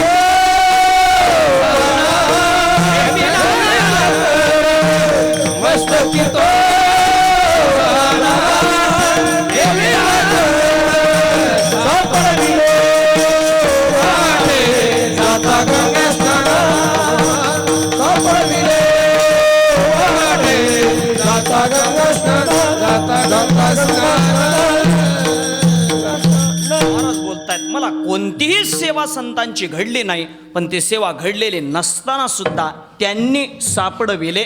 हा सापडविले पाठ हाच योग्य वाटतो. सापडिले हाते नाही, सापडविले. त्यांनी मला सापडवलं. याला जर अगदी चिंतन करायचं ठरलं ना, तर मला सांगा, ज्ञानोबाराय म्हणतायत, तुकोबराय सुद्धा आपल्याला त्याचं वर्णन करत आहेत. ज्ञानोबाराय म्हणतात, रानेची पाले खाईरा, रानातला पाला खाणारी माकडं पण त्यांच्या हातानं तुकोबराय म्हणतात घेवविली म्हणे तुका. घेवविली, घेतली नाही, घेवविली म्हणजे काय? या माकडांमध्ये सामर्थ्य देऊन भगवान परमात्म्यानं ते त्यांच्याकडून करून घेतलं. म्हणजेच काय? तसंच गुरूंनी सापडविले, मला सापडवलं. सापडविले वाटे जाता गंगा स्नाना मस्तकी तो जाना ठेविला कर. महाराज बोलतायत, मी गंगेच्या स्नानाला निघालो होतो आणि तेव्हा मला त्यांनी सापडवलं. म्हणजे त्यांनीच मला सापडवलं. मी तर कोणताही अट्टहास केला नव्हता, पण त्यांनीच मला सापडवलं. आणि हे सापडवलं म्हणजेच काय? तर त्यांनीच माझ्यावर आपण होऊन कृपा केली. आणि महाराज काय असतं, आपण ते ऐकतोच की नाही, आंबा पिकला की पक्षाला सांगावं लागत नाही पोपटाला आता तुम्ही या म्हणून. परिपूर्ण अवस्था झाली की अनायासे गुरु भेटच देत असतात आणि भेट देऊन कृपा करत असतात. संतांच्या कृपा करण्याच्या अनेक पद्धती आपण पाहतो की नाही. हस्तात, दर्शनात, स्पर्शात, नेत्रात, अशा अनेक कृपा आपण पाहतो की नाही. हसतात, हात ठेवतात. महाराज हात डोक्यावर ठेवला तरी प्रसाद देऊनी केले सुखी. आता तिथं निळोबरायांचा फोटो आहे, पहा तिथं ते प्रमाण लिहिलेलं आहे. हात मस्तकावर ठेवतात आणि प्रसाद देऊनी केले सुखी करतात की नाही सांगा. किंवा माता हात ठेविला नोहे थापटेला जैसा. महाराज डोक्यावर हात ठेवून संत कृपा करतात, आलिंगनातून कृपा करतात. आलिंगन घडे मोक्ष सायुज्यता जोडे. आलिंगनातून कृपा आहे. नुसत्या आलिंगनातून कृपा नाही, नेत्रातून सुद्धा आहे. नुसत्या नेत्रानं कृपादृष्टी अवलोकिले, कृपेच्या दृष्टीनं अवलोकन करतायत, कृपा दृष्टीतूनही कृपा करतात. आणखीन काय महाराज, एवढंच नाही, संतांच्या चरणाला लागलेली धूळ, ती धूळ जरी आपल्याला लागली ना तरी होतं काय? महाराज सांगतायत की नाही, संत चरण रज लागता सहज, वासनेचे बीज जळून जाय. निळोबरायांचा तर अभंग आहे. निळोबराय म्हणतायत, संतांच्या अंगाला स्पर्श करून येणारा वारा, तो वारा जरी आपल्याला लागेल तरी होतं काय? ते म्हणतात, यांचा वारा लागेल ज्याशी येते त्याशी मुक्ती वरू. मुक्ती सुद्धा आपल्याला वरू येतात, म्हणजे मोक्ष सुद्धा प्राप्त होतो. म्हणजे संतांच्या कृपा अशा अनेक प्रकारच्या आहेत. तसं जगद्गुरु तुकोबराय म्हणतायत, मला कृपा संतांची झाली, पण केव्हा झाली? तुकोबराय म्हणतायत, मी स्वप्नात असताना. आता तुकोबरायांच्या चरित्रामध्ये हे स्वप्न महाराजांना कुठं पडलं याच्याविषयी वाद आहेत. त्या वादाच्या मुद्द्यात आपण पडत बसायचं नाही. कारण काय महाराज, वाद घालत बसलं तर काहीच प्राप्त होत नाही. मी अगदी साधं सांगू काय, जगद्गुरु तुकोबारांची आरती आहे. त्या आरतीत आपण पहिलं चरण म्हणतो बघा, राघवे सागरात पाषाण तारिले तैसे तुकोबा चे, आणि दुसरा पाठ आहे तैसे या तुकोबाने, असा पाठ आहे. आता ऐका, तैसे या तुकोबाचे म्हटलं की तुकोबारांच्या अभंग रक्षण करण्याचं सामर्थ्य रामप्रभूंकडे जातंय. कारण राघवे सागरात पाषाण तारिले, जसे देवाने पाषाण तारले मग त्याच देवानं तैसे या तुकोबाचे म्हटलं की अभंगांच्या रक्षणाचं सामर्थ्य देवाकडे जातं. पण ऐका, इथं आरती करायची आहे ती संतांची, देवाची नाही. म्हणून तैसे या तुकोबाने म्हटलं की तुकोबा रायांनी त्या अभंगांचं रक्षण केलं, असं आपल्याला तिथं चिंतन करता येतं. दोन्ही पाठ बरोबरच आहेत, जो पटला तो घ्या, फक्त वाद घालत बसायचं नाही. मला एवढंच सांगायचंय, तैसे या तुकोबा जे म्हणा देवाकडे सामर्थ्य जाईल, आणि तैसे या तुकोबा ने म्हणा तुकोबारांनी रक्षण केल्याचं सामर्थ्य अर्थ तयार होईल. म्हणून तैसे या तुकोबाने अभंग रचिले असाही पाठ आहे, आणि अभंग रक्षिले असाही पाठ आहे. पण अभंग रक्षिले हाच पाठ योग्य वाटतो. म्हणून मला सांगायचं काय, वाद घालण्यापेक्षा अर्थ लावून मोकळं व्हायचं. तसं तुकोबारांच्या या स्वप्नाविषयी वाद आहे. काही ग्रंथकार म्हणतात की तुकोबाराय तेव्हा पंढरपूरला वारीला होते, कारण वारी आहे ना, उद्या वारी आहे म्हणून पंढरीला होते. म्हणून पंढरपुरात तुकोबारायांना स्वप्न पडलं, कारण जाता गंगा स्नाना म्हणजे इंद्रायणीच्या त्या चंद्रभागेच्या स्नानाला निघाले होते तेव्हा स्वप्न पडलं असं म्हणतात. काही लोक म्हणतात नाही, तुकोबारायांची महिन्याची वारी काय तेव्हा नव्हती. तुकोबाराय आषाढी कार्तिकीला फक्त जायचे, महिन्याची वारी नंतर आहे म्हणे, तेव्हा नाही, असं वर्णन करतायत. देहू गावातच स्वप्न पडलं असं म्हणतात. काही म्हणतात भामचंद्रावर भंडाऱ्यावर पडलं, पण कुठे का होईना पडलं एवढ्याला महत्त्व आहे. स्वप्न पडलं. आणि ऐका, स्वप्न हे संतांच्या स्वप्नाला किंमत आहे, आपल्या स्वप्नाला काहीच किंमत नसते महाराज. आपले स्वप्न म्हणजे ते पडूच नयेत, पण पडले ना तरी त्याचा काही अर्थ नसतोय महाराज. पण संतांचे स्वप्न सुद्धा दिव्य आहेत. अगदी स्वप्नच पाहायचे ठरले ना तर महाराज विठ्ठल पंथांचं स्वप्न पहा, सिद्धोपंतांचं स्वप्न पहा. विठ्ठल पंथांना स्वप्नामध्ये येऊन देवानं सांगितलं का नाही की तुम्ही रुक्मिणीशी विवाह करा, स्वप्नात सांगितलं. या स्वप्नांना किंमत आहे. तसं तुकोबाराय म्हणतायत, मलाही स्वप्न पडलं आणि त्या स्वप्नामध्ये मी गंगेच्या स्नानाला निघालो होतो. गंगेच्या स्नानाला जात असताना माझ्या श्रीगुरूंनी मला सापडवेले वाटे जाता गंगा स्नाना, आणि माझ्या डोक्यावर हात ठेवला. मस्तकी तो जाना ठेविला कर, या मस्तकी तो जाना ठेविला कर, कर डोक्यावर ठेवणं, याला शक्तिपात असा शब्द आपल्याकडे आहे. शक्तिपात म्हणजे काय? शक्तिपात म्हणजे शक्तीचं पतन करणे, आपल्याकडची शक्ती पुढे संक्रमित करणं. म्हणून तर कोणाला आशीर्वाद देत बसू नये असं का म्हणतात? तुम्ही एखाद्याला जर आशीर्वाद दिला तर तुम्ही जी साधना केलेली आहे ना, त्या साधनेतली जी शक्ती ती पुढे संक्रमित होत असते. आपण रिकामेच होतो. आणि आपण शापही कोणाला देऊ नये. आपण तो शाप जरी दिला ना तरी आपल्याकडचं सामर्थ्य नष्ट होत असतंय. म्हणून त्या भानगडीत आपण पडू नये. आपण आपलं एकच सांगावं, बाबा वारकरी संप्रदाय आपला आहे, तुकोबाराय, ज्ञानोबाराय हेच आपले संत आहेत. उगीच कोणाला अनुग्रह करत बसू नये. आपल्याकडे ते सामर्थ्य नाही आहे. मला सांगायचं काय, महाराज बोलतायत, सापडविले वाटे, मला सापडवलं आणि माझ्या डोक्यावर हात ठेवला, माझ्यावर कृपा केली. आणि मग नियम आहे, गुरूंनी कृपा केली तर त्यांना काहीतरी गुरुदक्षिणा दिली पाहिजे, असा शास्त्राचा नियम आहे. आणि मग गुरुदक्षिणा म्हणून काय द्यायचं हा विचार मी करत होतो, तर मला गुरूंनीच दक्षिणा मागितली. ती कोणती दक्षिणा? महाराज अभंगाच्या तिसऱ्या चरणात, भोजना मागती तूप पावशे, भोजना मागती तूप पावशे, भोजना मागती तूप पावशे,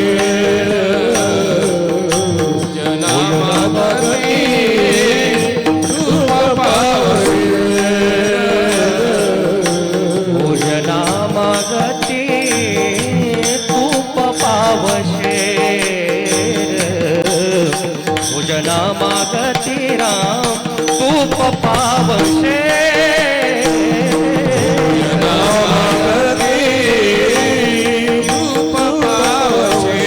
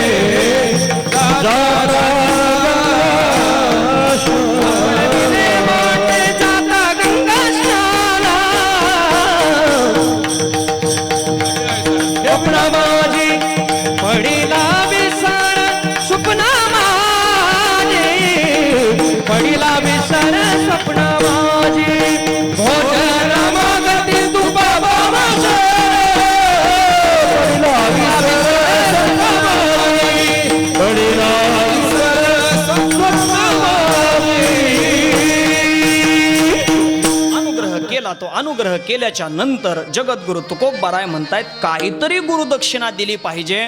मग काय दक्षिणा द्यावी? माझ्या गुरूंनीच जाणून घेतलं की देण्याकरता माझ्याकडे काहीच नाही. कारण जगद्गुरु तुकोबारांची अवस्था कशी आहे? 18 विषय दारिद्र्य जगद्गुरु तुकोबारांच्याकडे आहे. 18 विश्व नाही, आपण शब्दाचा अपभ्रंश करतो. आपण 18 विश्व म्हणू नये, ही जुनी म्हण आहे. 18 विषय दारिद्र्य. 18 विषय दारिद्र्य म्हणजे काय? 18 गुणिले 20 करा. 18 गुणिले 20 म्हणजे किती झाले? 360. म्हणजे 360 दिवस आमचे दारिद्र्यातच आहेत. अशी अवस्था तुकोबारांची आहे. म्हणून तुकोबारांच्या घरी 18 विषय दारिद्र्य आहे. म्हणून वेगळी काहीतरी दक्षिणा मागण्यापेक्षा तुकोबाराय म्हणतायत भोजना मागती तूप पावशेर. पावशेर तूप मागितलं. आता मला सांगा, पावशेर तूप म्हणजे काय त्याचा दर असणार आहे हो महाराज? पण ते पावशेर तूप सुद्धा मिळालं नाही. तुकोबाराय म्हणतायत भोजना मागती तूप पावशेर पडी लावी सर स्वप्ना माझे. तुकोबाराय म्हणतायत तूप मला मिळालं नाही. का मिळालं नाही याचं कारण महाराज सांगतायत काय कळे उपजला अंतराय. म्हणून या काय त्वरा झाली. महाराज म्हणतायत माझे गुरु त्वरेनं निघून गेले. त्वरेनं का निघून गेले याचं कारण सांगतायत काय कळे उपजला अंतराय. अंतराय उपजला पण कशाने? कळे. या कळे शब्दाचा अर्थ केलेला आहे भांडण. या भांडणानं अंतराय उपजला म्हणे. अंतराय पडला. या भांडणानं अंतराय पडला असं महाराज बोलतात. याच्यावरून चरित्रकारांनी चिंतन या अभंगावर करताना असं केलेलं आहे की ते म्हणतात भोजना मागती तूप पावशेर. पावशेर तूप मागितलं आणि ते तूप आणण्याकरता जगद्गुरु तुकोबाराय म्हणतायत घरी गेलो. आवलीला म्हणायला लागलो गुरूंनी माझ्यावर अनुग्रह केलाय, मला पावशेर तूप दे. आता मला सांगा, सगळ्या संसाराची राख रांगोळी केलेले तुकोबाराय आवलीनं कसा तरी संसार चालवावा आणि महाराज त्या संसारात अगदी अट्टहासानं कष्ट करणारी ती आवली आता ती पावशेर तूप गुरूंकरता देईल काय हो? महाराज ती कशी देणार आहे? आवलीनं विचार केला तर कुठून द्यावं म्हणून तुकोबाराय म्हणतायत आमच्या दोघांमध्ये थोडीशी चर्चा म्हणजे कळे भांडण झालं. आवली भांडायला लागली. आवली द्यायला तयार नाही. कारण महाराज आवलीचा स्वभाव कडक सांगितलाय की नाही सांगा? चरित्रात आवलीचा स्वभाव कडक आहे. पण ऐका, कडक असणारी आवली जगद्गुरु तुकोबारांना जीव घातल्याशिवाय जेवत नव्हती. हाही तिचा कडकपणा लक्षात ठेवा. महाराज जगद्गुरु तुकोबारांची पत्नी तुकोबारांच्या पोटात 2 घास घातल्याशिवाय कधी जेवली नाही की नाही सांगा? म्हणजे सामान्य नव्हती ती. बरं महाराज गुरुवर्य तात्या वर्णन करतायत बघा. गुरुवर्य तात्या म्हणत असतात, बंडा तात्या सांगतात अहो ती कर्कश होईलच. का होणार नाही? एका सावकाराची मुलगी आहे, एका सावकाराशी विवाह करून दिला म्हणजे अगदी संपन्न घरात, आणि मालकानं नवऱ्यानं जर सगळ्या संसाराची राख रांगोळी करावी कोणती बाई गप्प बसेल हो? तात्या म्हणतायत स्वभाव कर्कश होणं साहजिक शक्य आहे. आणि म्हणून तुकोबाराय सांगतायत काय कळे त्या भांडणानं काय अंतराय उपजला देव जाणे. आणि त्याचा परिणाम आमचे गुरु त्वरेनं निघून गेले. काय कळे उपजला अंतराय म्हणून या काय त्वरा झाली. त्वरेनं ते निघून गेले. पण त्वरेनं जात असताना त्यांनी माझ्यावर अनुग्रह केला ना, तर तो अनुग्रह करताना त्यांनी आपली परंपरा मला सांगितली. ती परंपरा कोणती सांगितली? राघव चैतन्य केशव चैतन्य सांगितली खून मालिकेची. आता हा जो चैतन्य संप्रदाय आहे ना, या चैतन्य संप्रदायाची जर परंपरा पाहायची ठरली तर मुख्य महाविष्णू चैतन्याचे मूळ. महाराज विष्णूपासून ही चैतन्य संप्रदायाची परंपरा. मग ते पुढं सगळा तो अभंग पाहून घ्या. चतुश्लोकी चारी भागवत, ब्रह्मदेवांना चतुश्लोकी भागवताचा उपदेश केला. ती परंपरा चालत आली कुठपर्यंत? महाराज बोलतायत राघव चैतन्य केशव चैतन्य सांगितली खून मालिकेची. हीच मालिका आमच्या समोर सांगितली. आणि महाराज बोलतायत की ही मालिका सांगत असताना त्यांनी स्वतःचं नाव मात्र मला सांगितलं. ते काय सांगितलं? बाबाजी आपुले सांगितले नाम, मंत्र दिला रामकृष्ण हरी. बाबाजी हेच नाव मला सांगितलं. आता ऐका, इथेही चरित्रामध्ये वाद आहे. काय वाद आहे? खरं तर तुकोबारायांवर ज्यांचा अनुग्रह झाला, काही परंपरा मानतात की केशव चैतन्य हेच त्यांचं नाव आहे. ज्यांनी तुकोबारायण कृपा केली त्यांचं नाव केशव चैतन्य आहे. म्हणजे राघव चैतन्यांपासूनची परंपरा केशव चैतन्यांपर्यंत सांगितली. आणि केशव चैतन्यांनी कृपा केली, पण त्यांनी सांगितलं मला म्हणतात बाबाजी चैतन्य, मला बाबाजी असं म्हणतात. असं काही चरित्रकारांनी वर्णन केलेलं आहे. आणि बहुतांशी हेच सगळ्यांना मान्यही आहे. बाबाजी का म्हणतात याचं वर्णन चरित्रकारांनी असं सांगितलेलं आहे. कारण जगद्गुरु तुकोबारायांचे गुरु चैतन्य संप्रदायातले आहेत ना, तर तिथे त्यांची जी समाधी आहे ना, ते जुन्नरकडे ओतूरला बाबाजी चैतन्यांची समाधी आहे. आणि मग जुन्नर भाग, नाशिक भाग या भागामध्ये जर तुम्ही गेलात तर तिकडे महंतांना महाराजांना बाबा असं म्हणण्याची पद्धत आहे. आजही आमच्यासारखे कीर्तनकार नाशिक जुन्नर त्या भागात गेलो तर महाराज आलेत असं कोणीच म्हणत नाहीत, बाबा आलेत असं म्हणतात. म्हणजे बाबा असं तिकडं म्हणण्याची पद्धत आहे. तिकडं बऱ्याच लोकांचे नावं सुद्धा बाबाजी ठेवले जातात. पण चला, मला सांगायचं काय, केशव चैतन्य हे जरी असले, हेही गृहीत धरा, किंवा बाबाजी चैतन्य असं जरी म्हटलात तरी चालेल, काही बिघडत नाही. बाबाजी चैतन्यांनी त्यांच्यावर कृपा केली. बाबाजी आपुले सांगितले नाम, आपलं नाव सांगितलं बाबाजी चैतन्य, पण मंत्र दिला रामकृष्ण हरी. हा मंत्र रामकृष्ण हरी दिला. का दिला? अहो खरं तर चैतन्य संप्रदायाचं चिंतन करा. चैतन्य संप्रदायाचा मंत्र आहे ओम नमो नारायणाय. हा अष्टाक्षरी मंत्र चैतन्य संप्रदायाचा आहे. आणि मग मला सांगा, जो माणूस आपल्यावर कृपा करतोय तो त्यांच्याच संप्रदायाचा मंत्र देईल का नाही सांगा? पण बाबाजी चैतन्यांनी हा मंत्र दिला नाही. का दिला नाही? कारण महाराज देवानेच त्यांना सांगितलं असेल, अरे जगद्गुरु तुकोबाराय सामान्य नाहीत, तुम्ही जर त्यांना दुसरं काही सांगायला गेलात तर त्या ऐकणार नाहीत, म्हणून त्यांच्या आवडीचा मंत्र त्यांना द्या. आवडीचा मंत्र सांगितला सोपा. महाराज तुकोबारायांच्या आवडीचा मंत्र रामकृष्ण हरी आहे. हे आपल्याला पुढच्या अभंगात या चरणावरून सिद्ध होतं की नाही सांगा? आवडीचा मंत्र सांगितला सोपा, जेनेनो हे गुंफा कोठे काही. आणि म्हणून महाराज बोलतायत आमच्यावर त्यांनी कृपा केली, मला मंत्र दिला. पण कोणता मंत्र दिला? रामकृष्ण हरी हाच मंत्र दिला. बाबाजी आपुले सांगितले नाम, मंत्र दिला रामकृष्ण हरी. रामकृष्ण हरी हाच मंत्र दिला. पण महाराज तो मंत्र नेमका केव्हा दिला तेच महाराज अभंगाचे. माघ शुद्ध दशमी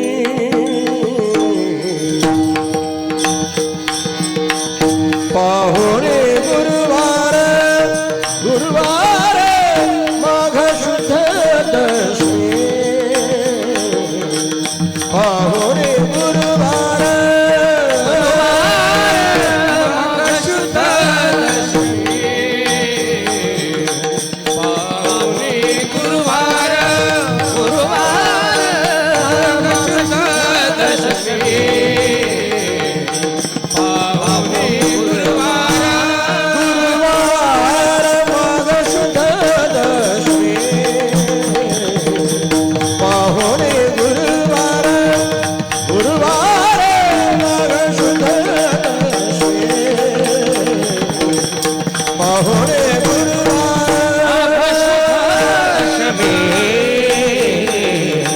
पाहुणे गुरुवार, गुरुवार माघ शुद्ध दशमी पाहुणे गुरुवार. तुका म्हणे केला अंगीकार, तुका सापडविले वाटे दाता गणाशाला, सापडविले वाटे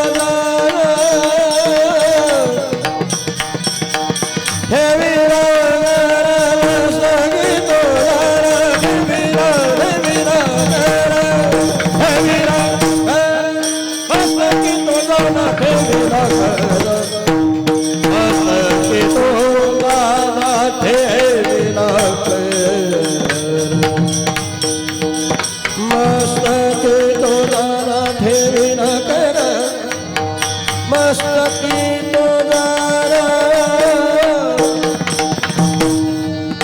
हे विनाकर मस्तकी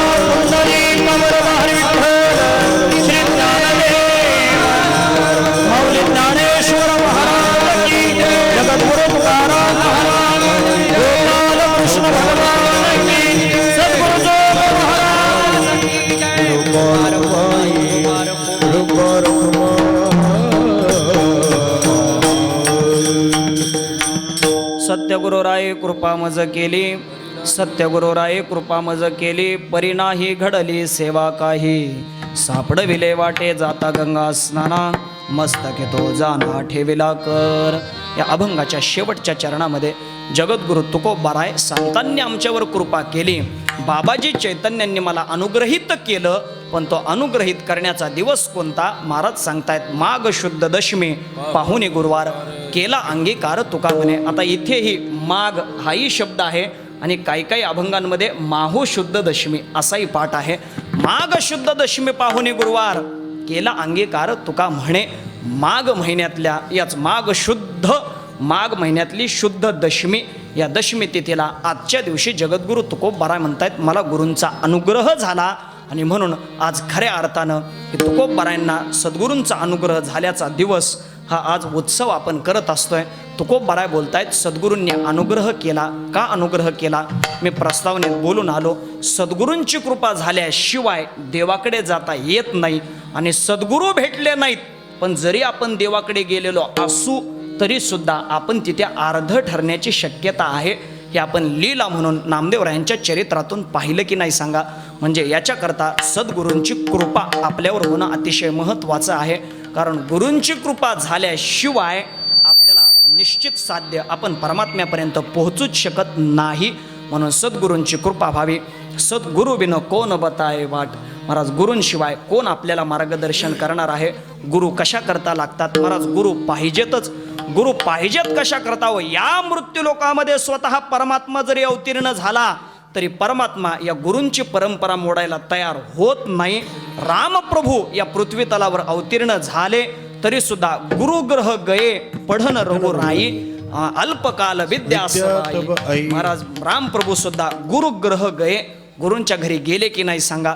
भगवान श्रीकृष्ण अवताराला आले, मथुरेमध्ये जाऊन कंसाचा वध केला आणि वध केल्याच्या नंतर मग वसुदेव म्हणतात, अरे अजून माझ्या पोराची मुंजच झालेली नाही, अजून त्याला जानवच घातलेलं नाही. आणि मग मुंज करतात आणि गुरूंकडे पाठवतात की नाही सांगा. सांदीपानी ऋषींच्या आश्रमामध्ये परमात्मा गेले आणि अगदी अल्प कालावधीमध्ये 84 दिवसामध्ये सगळ्या विद्या शिकून आले की नाही सांगा. मला सांगायचं काय, देव जरी अवतीर्ण झाला तरी सुद्धा तो गुरूंकडेच जातो की नाही सांगा. म्हणून गुरूंचा अधिकार मोठा आहे. किती मोठा आहे हो. मला ज्ञानोबारांच्या भाषेत सांगायचं ठरलं ना तर ज्ञानोबाराय म्हणतायत, उत्पत्ती प्रलयो हे सगळं, उत्पत्ती आणि प्रलय आणि स्थिती हे सगळंच्या सगळं गुरु अगदी सहज करू शकतात. स्थिती म्हणजे सांभाळतात कसे.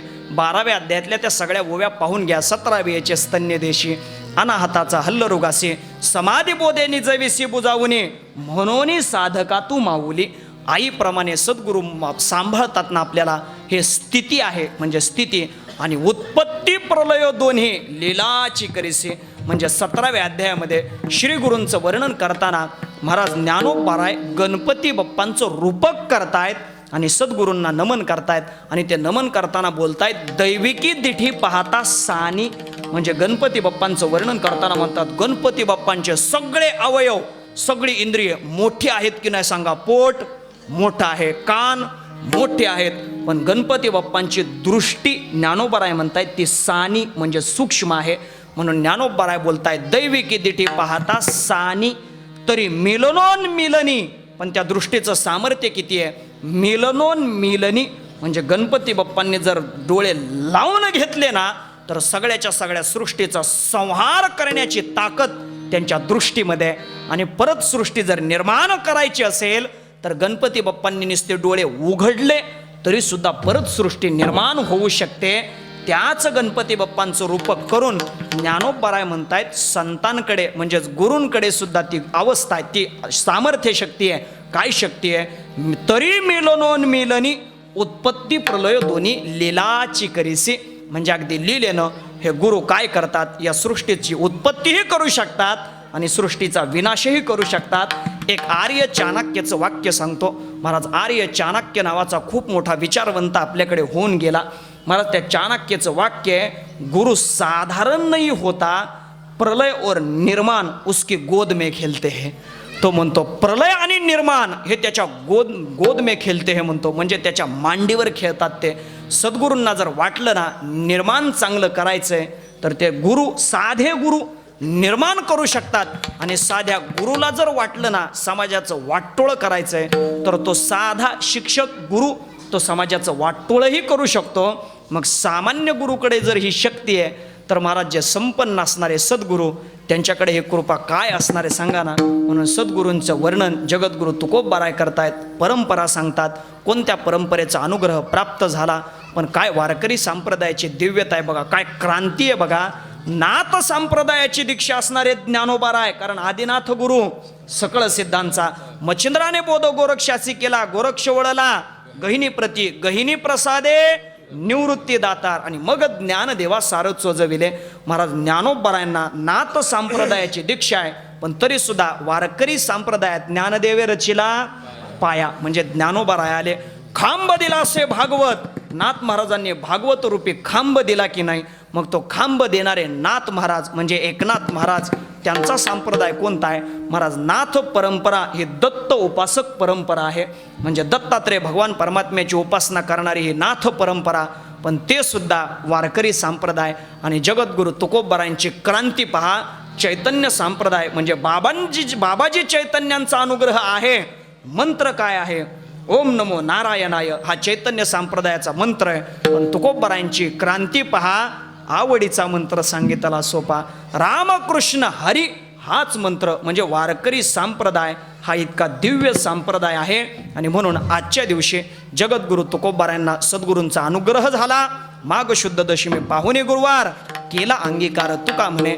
जसा सद्गुरू तुकोबारायांवर जसा सद्गुरूंनी अनुग्रह केला त्याच पद्धतीनं जगद्गुरू तुकोबारायांचीही कृपा आपल्या सर्वांवर असावी एवढीच प्रार्थना या निमित्तानं करू आणि सेवेला पूर्णविराम देऊ. ज्ञानेश्वर माऊली ज्ञानराज माऊली महाराज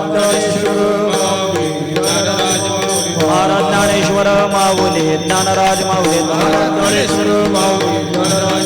महाराज ज्ञानेश्वर माऊली तुकाराम तुकाराम तुकाराम तुकाराम तुकाराम तुकाराम तुकाराम हा तुकाराम तुकाराम तुकाराम तुकाराम हा तुकाराम तुकाराम तुकाराम तुकाराम तुकाराम तुकाराम तुकाराम तुकाराम